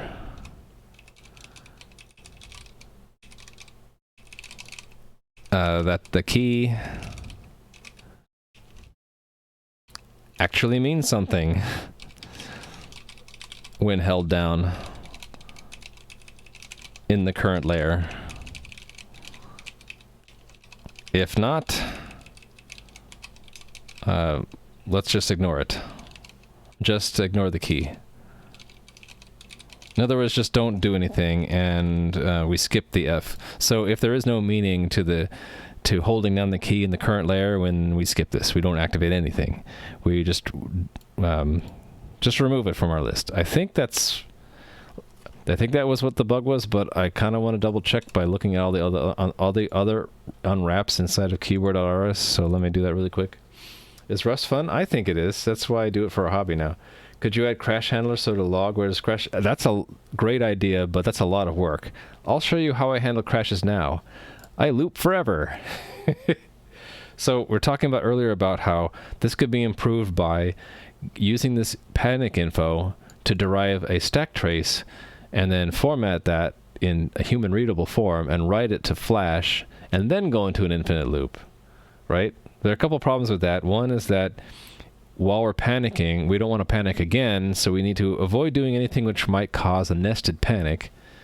And also, the reason why we panicked, it could have been like the heap got corrupted. Well, we better not try to use the heap inside the panic handler because we'll just inevitably crash again. So there are like a bunch of traps, pitfalls to look for. And then even if it weren't for those things, how do we get that information back out? Well, I have to write a tool which now collects that information back out. Or we have to do something like when the keyboard reboots, maybe it prints out that log message, prints out that information as log messages. So there's a bit of work that would have to go into that, and I just haven't gotten to everything. And this is one of the things I haven't gotten to. If I get to the situation where I crash and I really can't figure it out after a day, probably that's the point where I'm going to be like, okay, I got to fill in this panic handler so I can get some more information about why the heck it's crashing. So I might as well just put a comment here saying, this will be improved once I hit a bug which I can't figure out after a day. Just add panic flag that will prevent panic recursion. Yeah, but then how do I accomplish the goal of getting the stack trace back out, right? I have to do it in a way that avoids any kind of panic. And it's approaching the limit of what I know how to do in Rust. I would have to study more about how in embedded Rust are panics handled in order to even know how to write this. So I've kind of punted and deferred the problem till later, saying, well, for now, just loop. I'll figure it out some other way, right? Just dropped a bunch of frames there. That's okay. Oh, but yeah, let me go through. Just before I test again, I want to make sure I consider all of the places that we might have crashed. So I already looked at that one. That one was okay. This, I reasoned if it's some, then that should be safe. Oh, what about this one? Yeah, this is the next one to consider. Process simulated key queue assumes that there's at least one simulated key. I think this is guarded by this thing. Yeah, if the keys is empty, we're not going to even process them. So this can't be empty here. Still, it's sort of sloppy of me to do that. I really should put the whole thing inside of if let some. Bit, I'm lazy. That's safe. The logger is not crashing. That can't be it. Okay. IBC, all that stuff is tested. Yeah, so that was it, I think. Let's try to test this out again. So build the code. Actually, I can type up here now. This should be safe, right? Famous last words. Program. So I think it's ironic that I'm typing the command on the keyboard to reprogram the keyboard. Oh, by the way, I have a built-in Flash programmer that forwards the firmware to the other board, and they both reprogram together. So I don't have to like swap the cable like I do with my Corn keyboard. That was very important a very important feature I needed to have, because I hate doing that on the Corn. On the Corn, you have to plug it in here, program it, unplug it, plug it in here, program it again, and then unplug it to plug it back here. And it's really like irritating.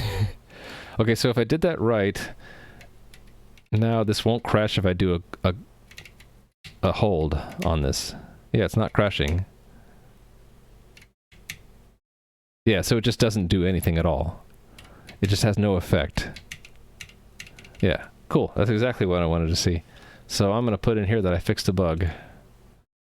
Oh, I also removed that because we are supporting layers now. So, oh, what am I doing? I should type over here. The spacing, the staggering in the keys is different than I'm used to, so I'm going to hit a lot of bad keys. So remove old attribute about dead code. I need to be using the new keyboard to like stress it out to make sure that if there are bugs that I find them.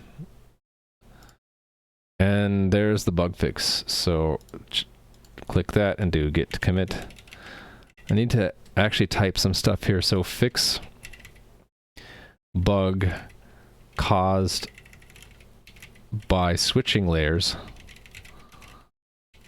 during mod tap or hold tap. Okay. If we press a key that means something different, depending on whether we just tapped the key or held it down long enough,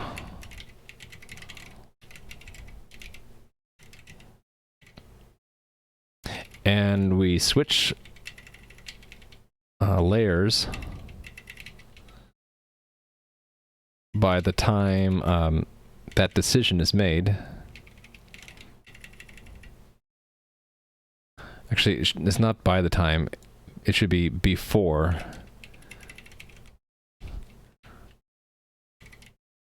decision is made. And in the new layer, the key has no hold meaning.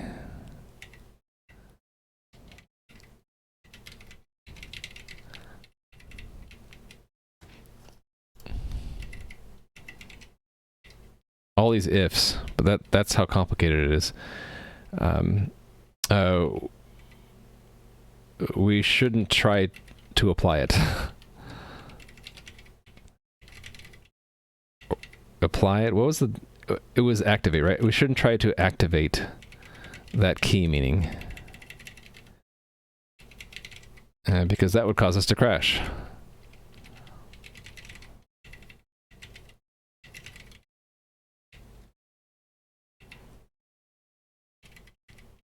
Okay, hopefully I've written it down such that you guys can all understand what it's trying to avoid, but maybe not all the details, but the details are in the code, so it's really for future me to read that and say, oh, that's what that change was made for. It was to prevent that situation from happening. Okay, cool. So the only thing missing in the keyboard right now is I have a special layer for like closing the current window that I use when I'm doing git commits, and there are a few other random keys that I just haven't mapped. But I think that's enough for one night. It's Friday night, it's past midnight, it's almost 1 a.m.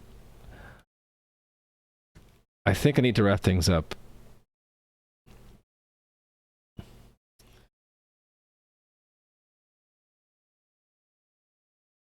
Just looking to make sure I don't have anything. Why is... Oh, because I didn't do git push. There we go. I knew I forgot something. Alright, so this is done. So yeah, these are the remaining things to do. Combos, also known as chording. I haven't done that yet. One-shot keys, I like to have that. I like to turn this key into like a one-shot shift, because I do that on my corn. Windows Mac toggle would be nice to go between this Windows machine and a Mac machine. And then to make the keys fully reprogrammable. So this is going to be like at least one stream. And then a nice GUI. That's like a stretch goal, I think. Oh, you're welcome, Aura Driven. I know for me it's like really late at night, but for many of you it's probably in the morning. So that's great. I'm trying to decide what am I going to work on next time. One-shot keys might be pretty easy. Actually, I'll probably do these two in one stream.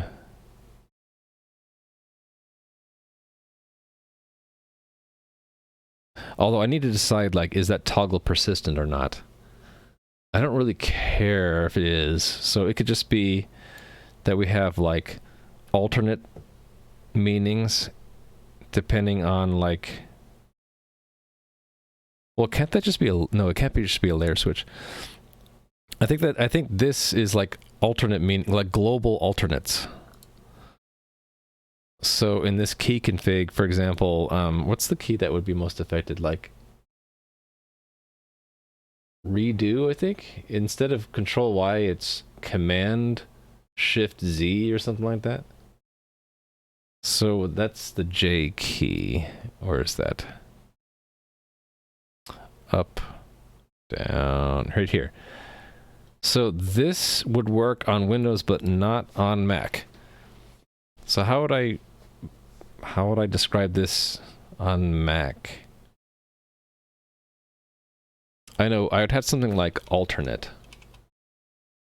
and it would be something like this. It would be some other key code, I guess. Where if let's say it is Command Shift Z, right? So Z is 1D. And command is meta, right? So it would be like meta shift, so that would be A. So like command plus shift plus Z. So something like that is probably what I'll do, and I guess I'll have a flag if we're in alternate mode or not. And actually this should probably be a sum, because not all things will have an alternate. Yeah, I think this is the way I'm going to do it. I'm just kind of mocking it up right here, but I'm not going to save it. So I'll have some kind of alternate, and if we have the alternate flag on, then when we interpret a key config and the alt is set and there is an alternate config, we'll use that. Yeah, so that won't take too much time. One-shot keys, I think, is another kind of flag. Like, that just delays a modifier from being asserted, right? It'll be like, when the next key is hit, apply a certain modifier to it. Yes, I could probably do these together in one stream. Combos we could also do pretty easily, right? We would just list key meanings, and we would say, apply these all together or in a sequence, right? Sequence makes more sense. Yeah. So I could probably wrap these up in one more stream. So that's one stream, and then this is another, at least one stream. I think probably the next stream is I will be doing no, not, hold on. I'm trying to decide what I'm going to do next stream. This would be handy. I think I'll do this next stream. I'll do this all next stream. So that'll be either tomorrow or Sunday or Monday. I'm not sure which day. And then later on next week, I'll be working on this. And that'll be the end game for the keyboard. Oh, wait, no. There's more. That's board stuff, right? No, we're done with board stuff. Yeah, I need to